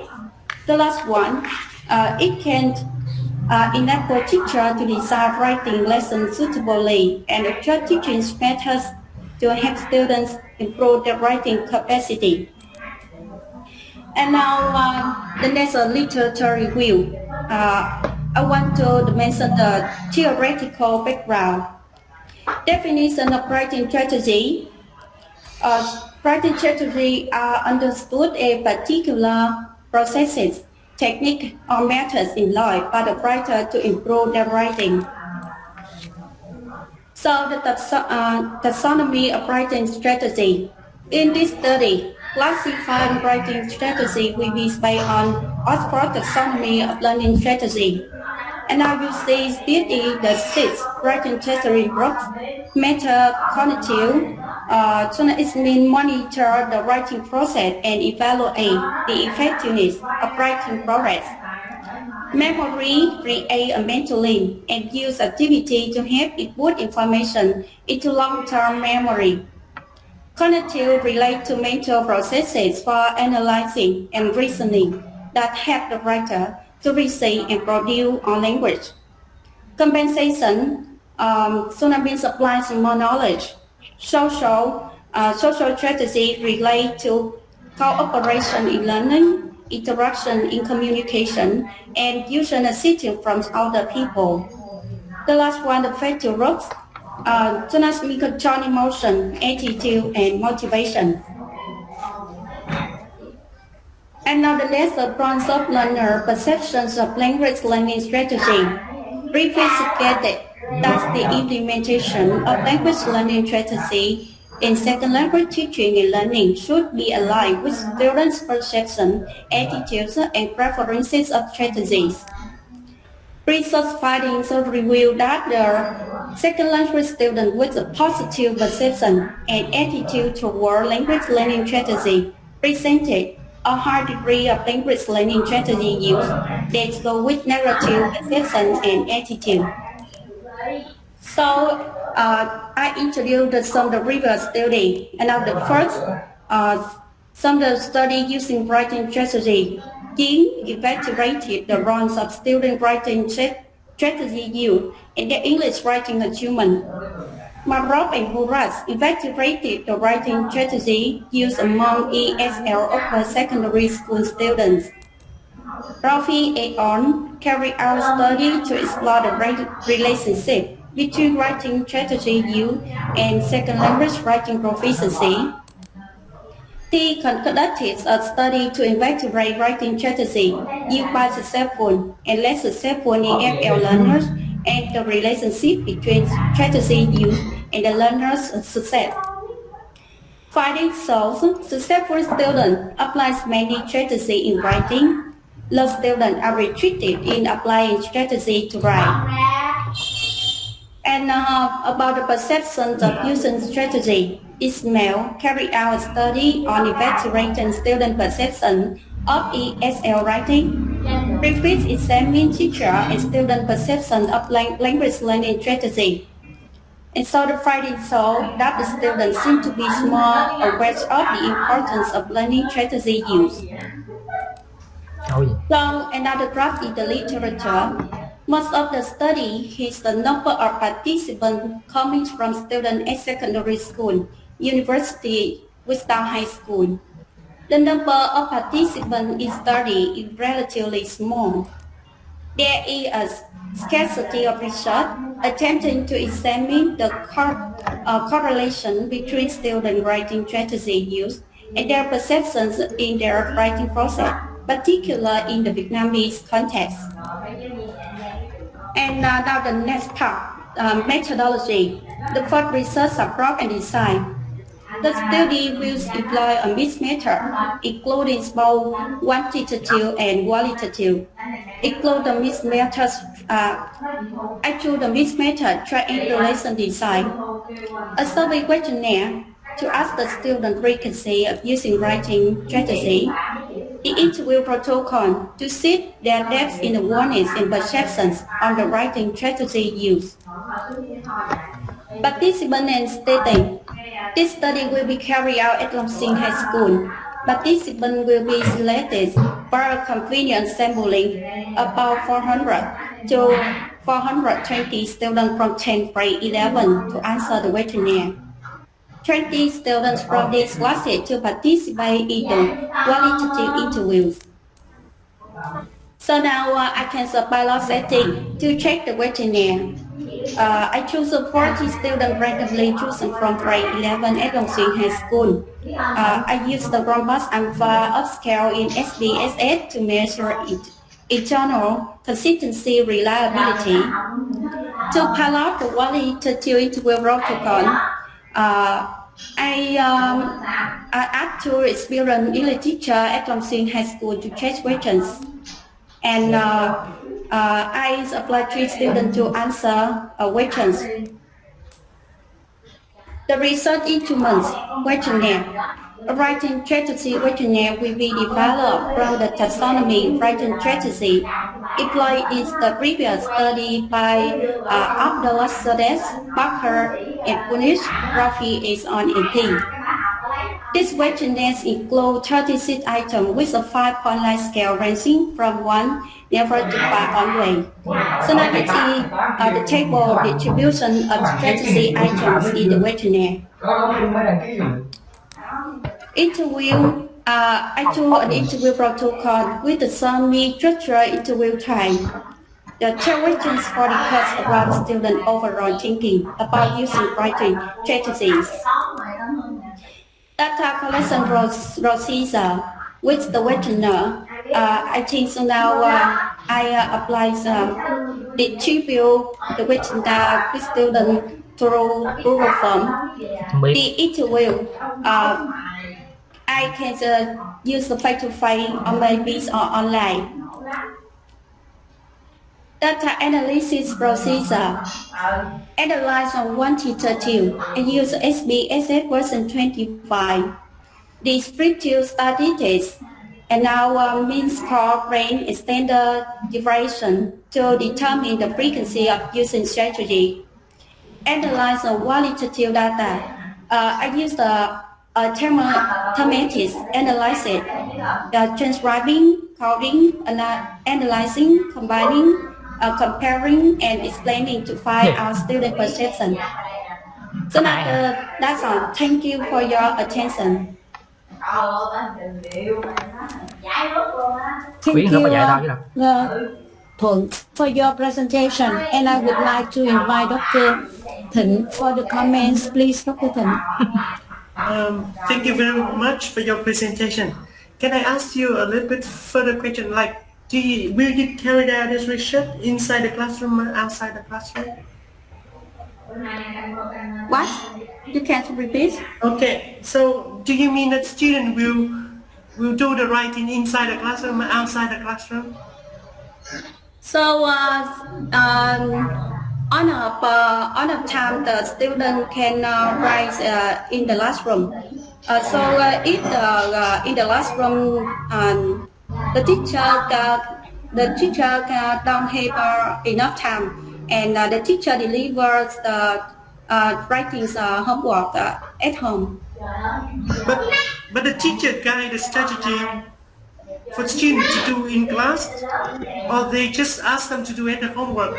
Right now, I'm a little bit confused between whether you invest the teacher teach writing, or whether a student can use writing strategy to do it independently outside the classroom. So in the classroom, I observed a lot of teachers try to interested in the class. Yes, and also now some students can write in the class and take the some people and you can write on the board and teacher can give you feedback. Yes. So if you the teacher don't have enough time, and now the teacher gives the student can write at home, and the teacher asks student give. Can I stop you? Yes? Maybe I need clarification. The way you try to conduct here, it's really hard to get the data. So if you get the data, you don't know how to interpret the data. So it's also another problem. Now because the teacher have to follow the textbook, is right? We have a main textbook for your whole school, right? So there are some steps of writing in the text. The teacher will present in the class, or ask students to do everything at home. No presentation for writing. Because normally at high school, the teacher have to follow the textbook and some of the strategy the teacher will deal with. So if you figure out some of the strategy the teacher don't use, okay. So if you figure out some of the strategy the student don't use, you say that the student don't use this strategy. Because inside the classroom, the teacher asks them to do this strategy. They cannot use the other strategy like it. So you have to think carefully whether you want to investigate the strategy students use by themselves to do something outside the classroom, or if you want to investigate the teacher using the strategy to teach writing. It's different. So because you want to investigate everything, it's hard for you to interpret the data. Another one, I think for the theoretical framework, it's good to have a theoretical framework. Why do we need writing strategy? Also another one I need to use. And you have to clarify the scope of your study inside or outside the classroom. If inside the classroom, you have to say that how can you observe the teachers, but outside the classroom, how can you see the student use the strategy outside the classroom, or how can you know the student use this strategy to write something for themselves? So you have to be clarified for your scope of study. Otherwise, so it's my comment here. Is it extensive writing or intensive writing inside the classroom, right? Yes. Okay. Okay. And then one more. Now, if you want to investigate student writing inside the classroom, so what kind of teaching method the teacher are using, the process writing, the genre writing, or the process product genre writing or something like that. You have to think carefully if you want to investigate the strategy inside the classroom, because I asked my student to brainstorm idea, and this is one of the strategy. I asked my student to read the model. It's one type of strategy, right? So because I have to follow the textbook, so I have to deal with all the strategy in the textbook. That's what I want to mention. Because through reading your proposal, it's not very clear in my mind. So I have some question for you to think and then to clarify it. Otherwise, when you get the data, you don't know how to interpret the data. And then please clarify your scope of the study and the significance. This is very important, the significance. It means that why we need writing strategy. And I suggest for a theoretical framework should be good for that one. And then when you're clear with your scope of your study, you can design with the questionnaire and the interview. Or when you clarify with your scope of your study, you will know what kind of strategy the student use. If you want to do it outside the classroom, you can have interview and you conduct.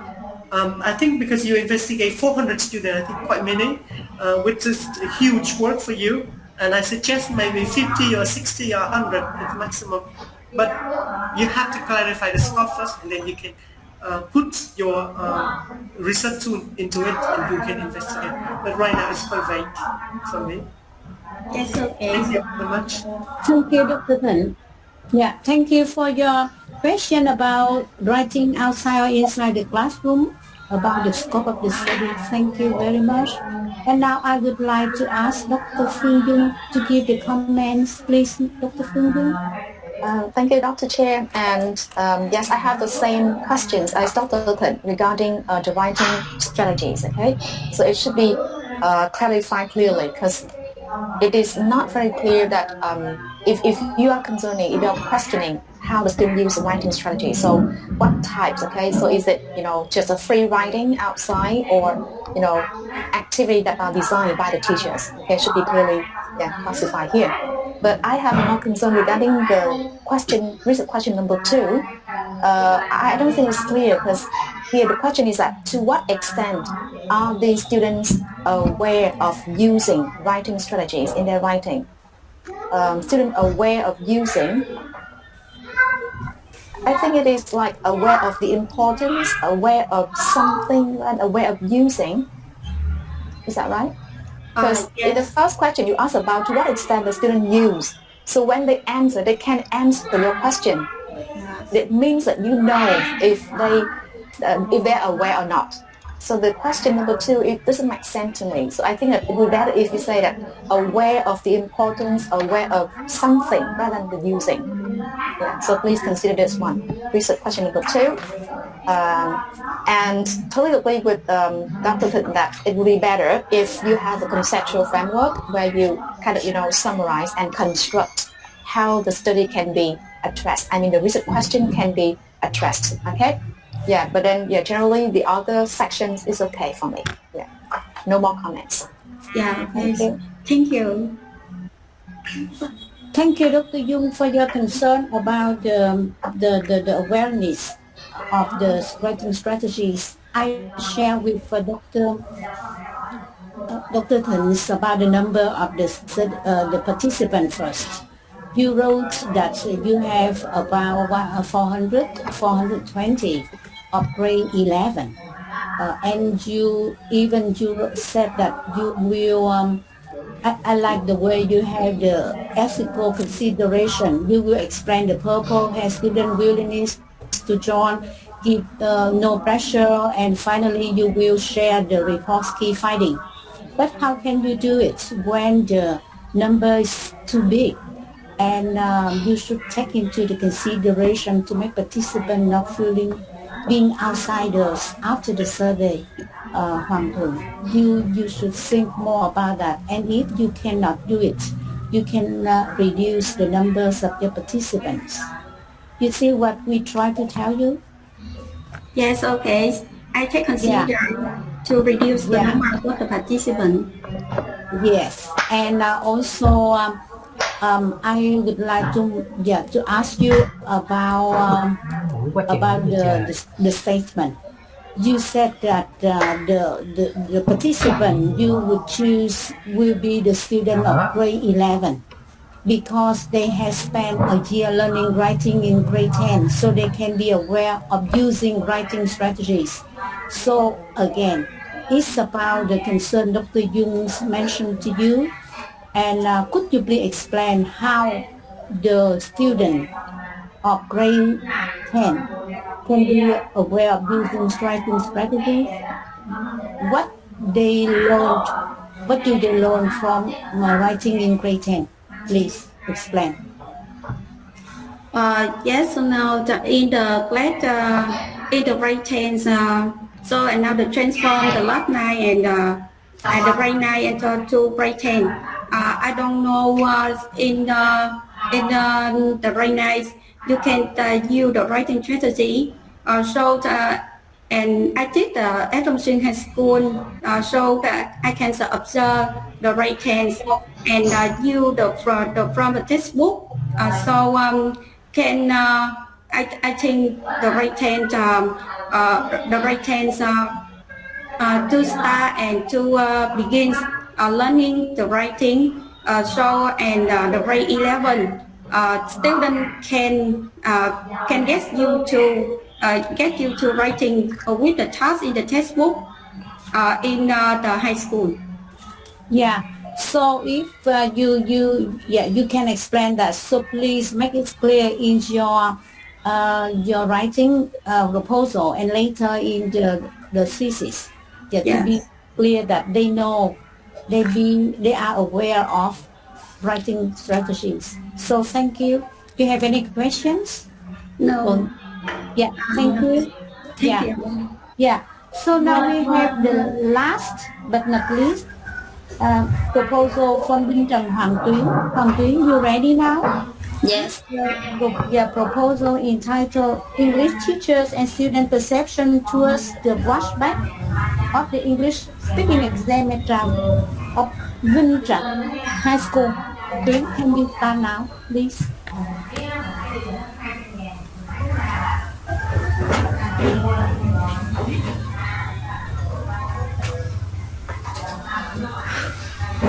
Good morning, everyone. I will present my topic English teacher and student perception toward the watchback of the end of the English speaking exam at Vinh Trạch High School by Supervisor Dr. Nguyễn Văn Lợi.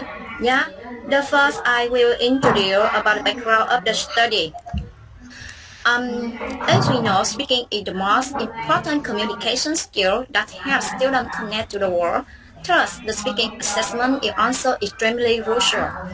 And English speaking assessment has been in semester examination in Vietnam high school since 2014.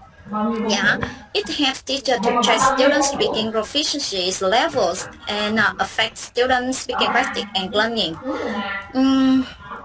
Moreover, according to Anderson and Warren, Grice and Penn, the watchback effect has been in parts of evaluation play a significant part in language testing.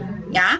So, therefore, it is necessary to conduct further research on the perception of teachers and students toward respect effect of English speaking examinations. I think so. The study aims to investigate the perspective of teacher and student in Vineyard High School about the respect effect of the English speaking exam. Yeah, and to achieve the purpose of the study, two questions are asked. First, what are the teacher perceptions toward the respect of the English speaking examination? And the last, what are the students' perceptions of the respect of the English speaking examination? Yeah, and come to scope of the study. It is it's language. It's used in language education and methodology. Yeah, and maybe the science research in Vineyard High School, a district school in mountainous area with 10th grade and 11th grade students learning a new program and English on English language teacher. So I think so. Maybe. Oh no. No, it's difficult to apply to on high school in Vietnam, yeah.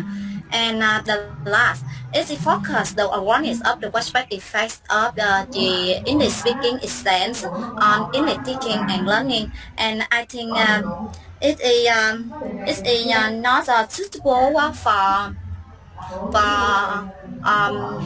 maybe a lot of research, yeah. And I continue to talk about the significance of the study. The first, I think it adds to the literature by considering teacher and student perception of the prospect effect of the English speaking exams, and moreover, it helps teacher review speaking tests daily care and make the necessary change teaching method, technique, and evaluation to meet the requirement of society and education. Yeah, and besides, it can have a positive aspect on teaching and learning speaking skill. Yeah. And the last but not least is have high school students do the test effectively, enhance their overall academic performance, and improve their speaking English.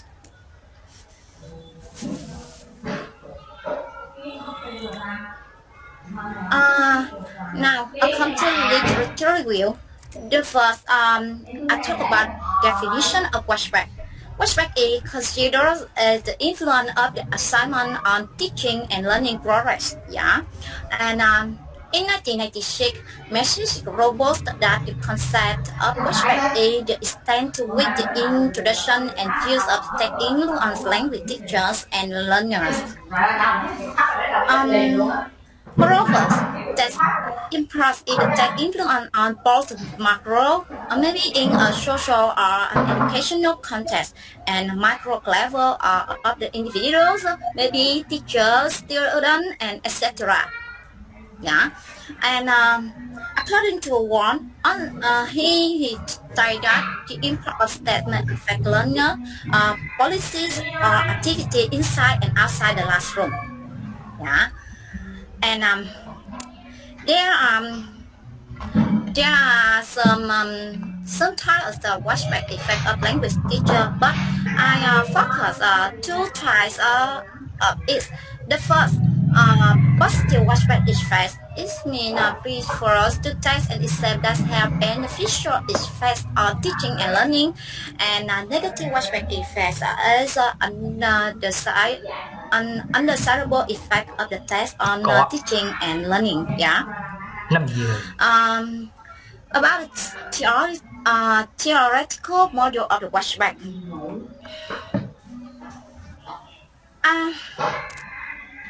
According to Anderson and Wong, they suggested 15 potential hypotheses after associating behaviors, attitudes, test consequence, and different effect on teacher and learner.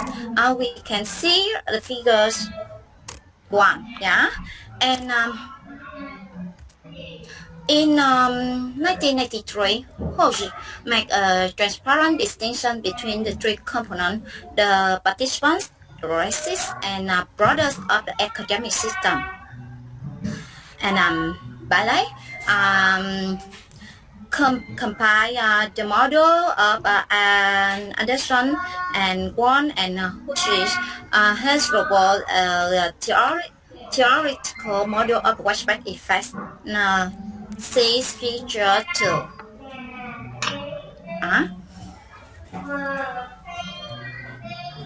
Uh, to talk about the teacher perception, teacher perception has been investigated in terms of a variety of concepts. They include belief, attitude, feelings, and interpretation or understanding. It is also defined as what teachers know, think, and believe by Brock in 2003. Next to student perception.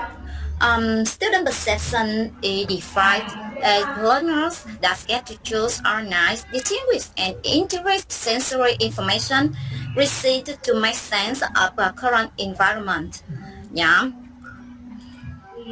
How about speaking? For the purpose of the study, speaking is defined as a primary communication skill related to language teaching and learning, which require learner to express ideas orally.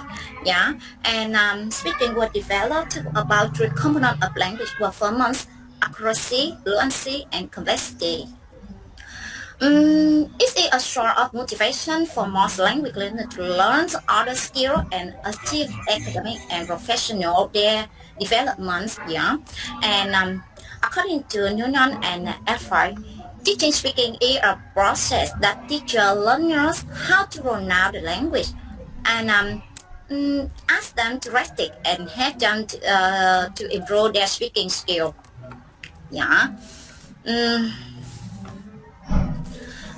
Come to read a study.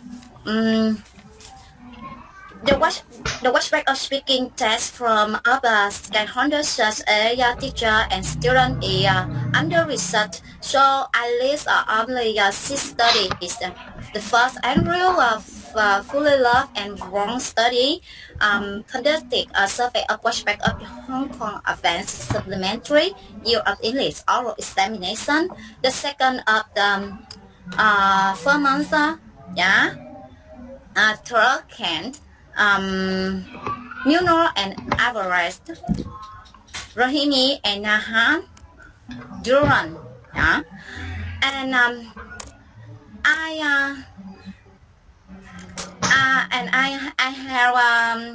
I have discovered some secret in the literature. The first, this study attempts to discover the impact of English speaking examination from high school, especially in Vietnam context. Some study focus on watchback effects from teacher or students' perception.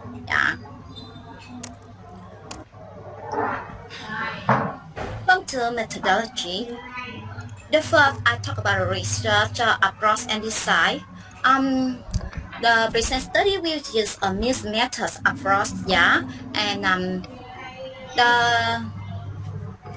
the researchers use questionnaire and interview to gain a detailed understanding of teachers and student perception about the impact of the English speaking examination in practice.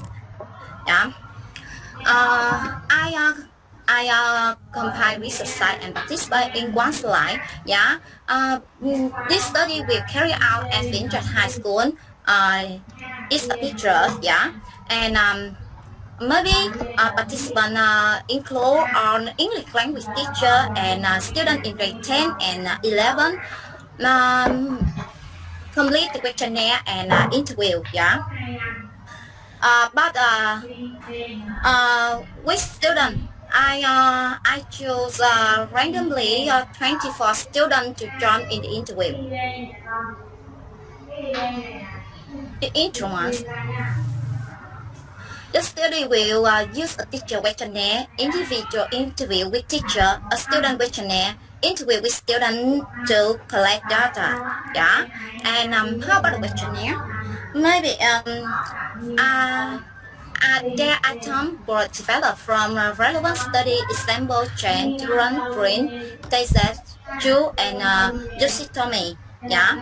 Uh, um, 5 point like a scale item from strongly disagree to strongly agree. Interview. I use semi-structured interview, one for teacher and one for student to explore interviewers' perception towards the influences of the English speaking examination on teaching, learning, and testing English speaking. To check to check and test questionnaire and interview. The pilot questionnaire will be ordered to 10 English language teacher and 30 randomly chosen students of grade 11 at Long Xuyên High School. To teacher of English in Long Xuyên High School, we have pilot the interview guide to see if it's the question of procedure are appropriate. Yeah.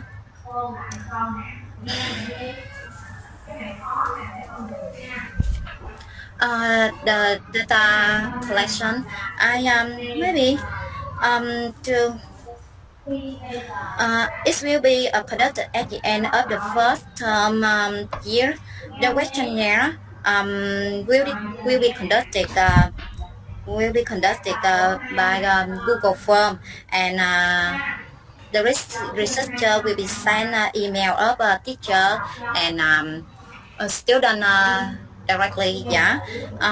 The interview will be conducted using the video call Yellow application one by one. Yeah. The last, I talk about data analysis procedure. Quantitative data will be analyzed by this SPSS to explore the difference in their perception and analysis of interview data. Maybe I got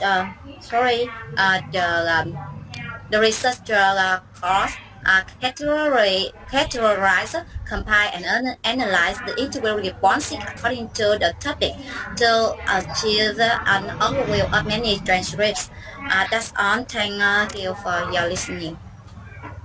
Thank you, Hang Tuyến, for your presentation, the proposal. I would like to invite Dr. Thịnh for the comments, please. Dr. Thịnh. Thank you very much for your presentation. Through reading your proposal, I think it's too much for a master thesis. That's what I would like to say.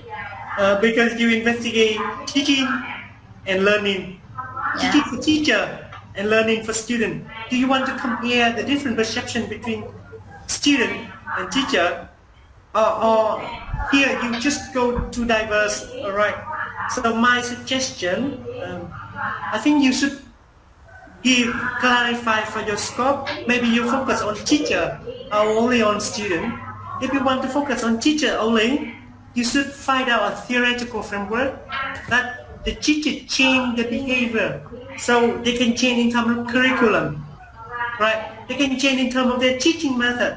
They can change in terms of their assessment, right? So, because the speaking exam, they may adapt the curriculum from a textbook. Now they adapt. How can they adapt when teaching speaking they pushed on them, right? How can they change the teaching method when they have a speaking test here? This is the speaking test, so the student have to meet the requirement of the speaking test. So they may change the teaching method. That's what I assume. I don't know what happened, but maybe you can focus on the teaching only, or the learning only. Or if you want to focus on the learning, you just focus on the learning only. And then in terms of assessment too. So now it's assessment. It's speaking in a part of assessment. So how can the teachers to do the formative assessment every day or every week when they teach in the class? It will be for you to explore the problem in deep, and then you can write something deeply. Right now, I think you just try to put everything together there, and then when you have a clear aims and scope, you can revise your methodology. Because right now, I think you say that you own the high school student. I don't know how many teachers. Sorry, all high school teachers. I don't know how many teachers. I don't know how many students, and and and it's not really clear. So think carefully, consult with your supervisor, and choose one area, and you can explore it in deep. That's it, my comments on this one, because I don't know what do you want really. Okay, thank you very much. That's all for my comments.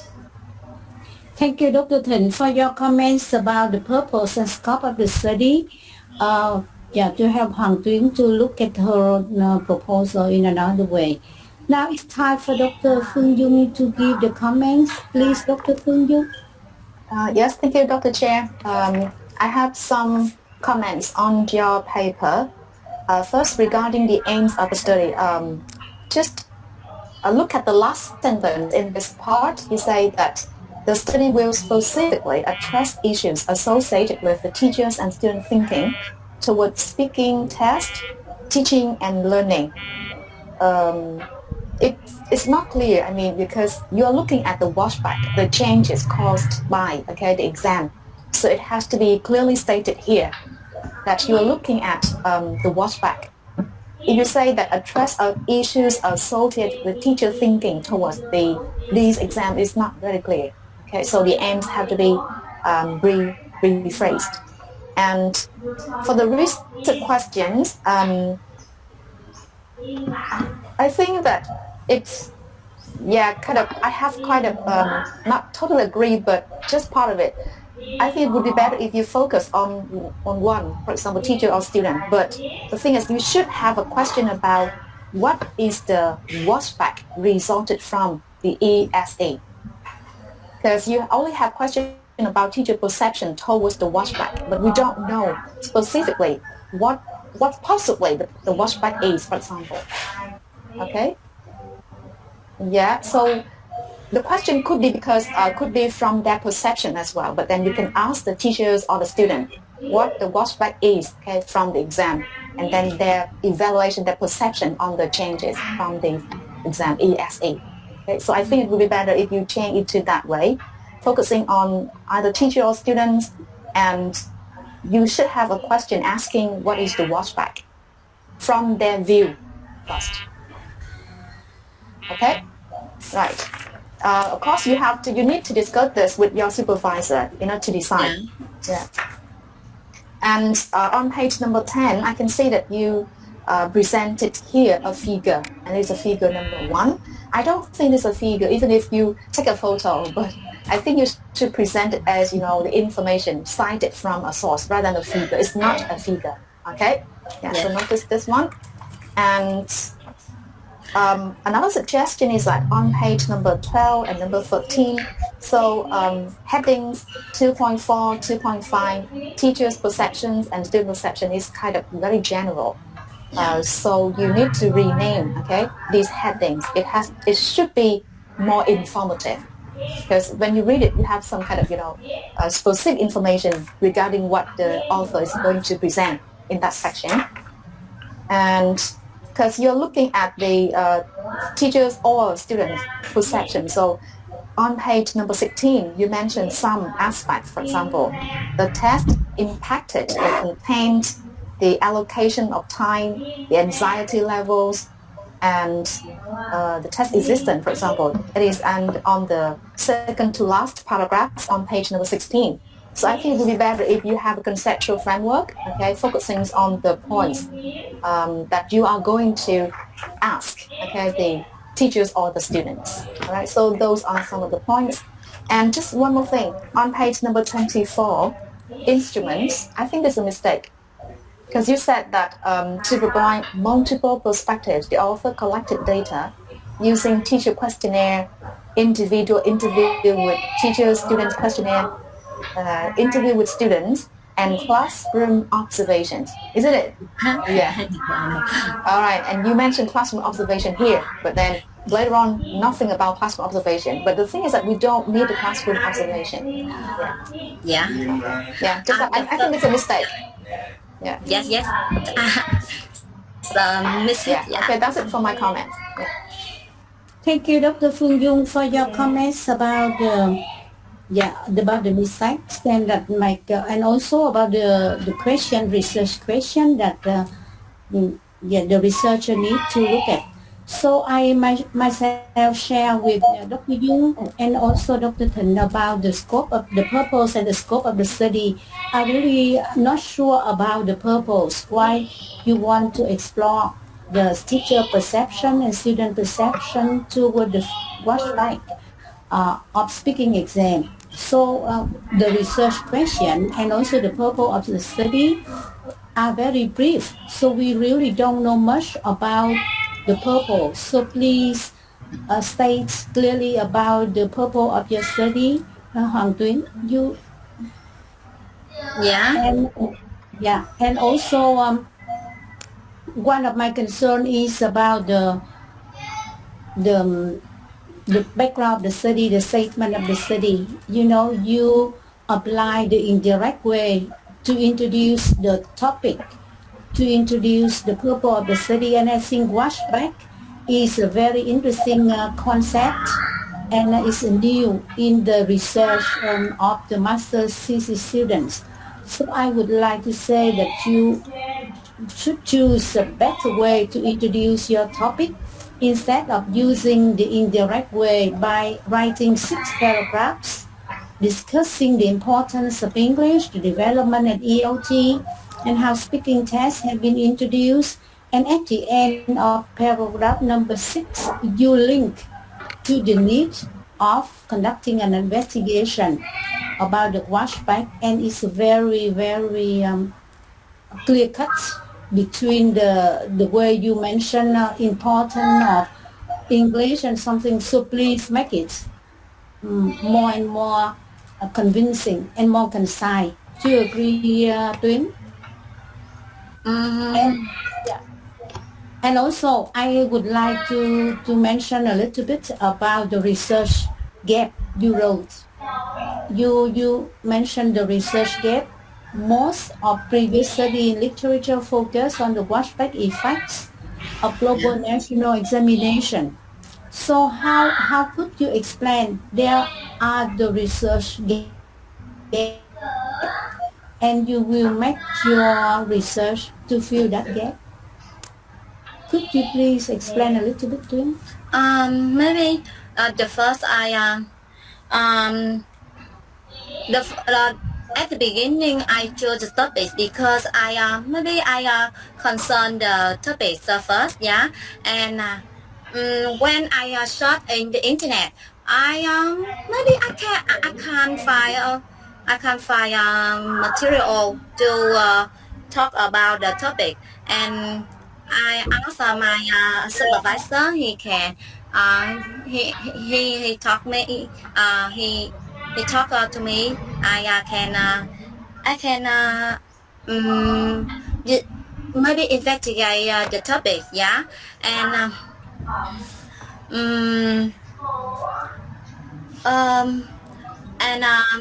yeah, Of course. and about the purpose of the thesis. Yeah. I think the first I want to address issue associated with teacher student thinking toward speaking testing, maybe speaking semester examination, yeah, and don't talk about not relating test every day, yeah, daily test. Yeah, I agree. Yeah, Tuyến, I agree. I think that your topic is very interesting. It is a new issue, and we would like to read your thesis later. So, but make everything clearer, more convincing, concise, and also coherent. Yeah. And we would like to wish you luck for your writing the thesis. You have any more questions to us?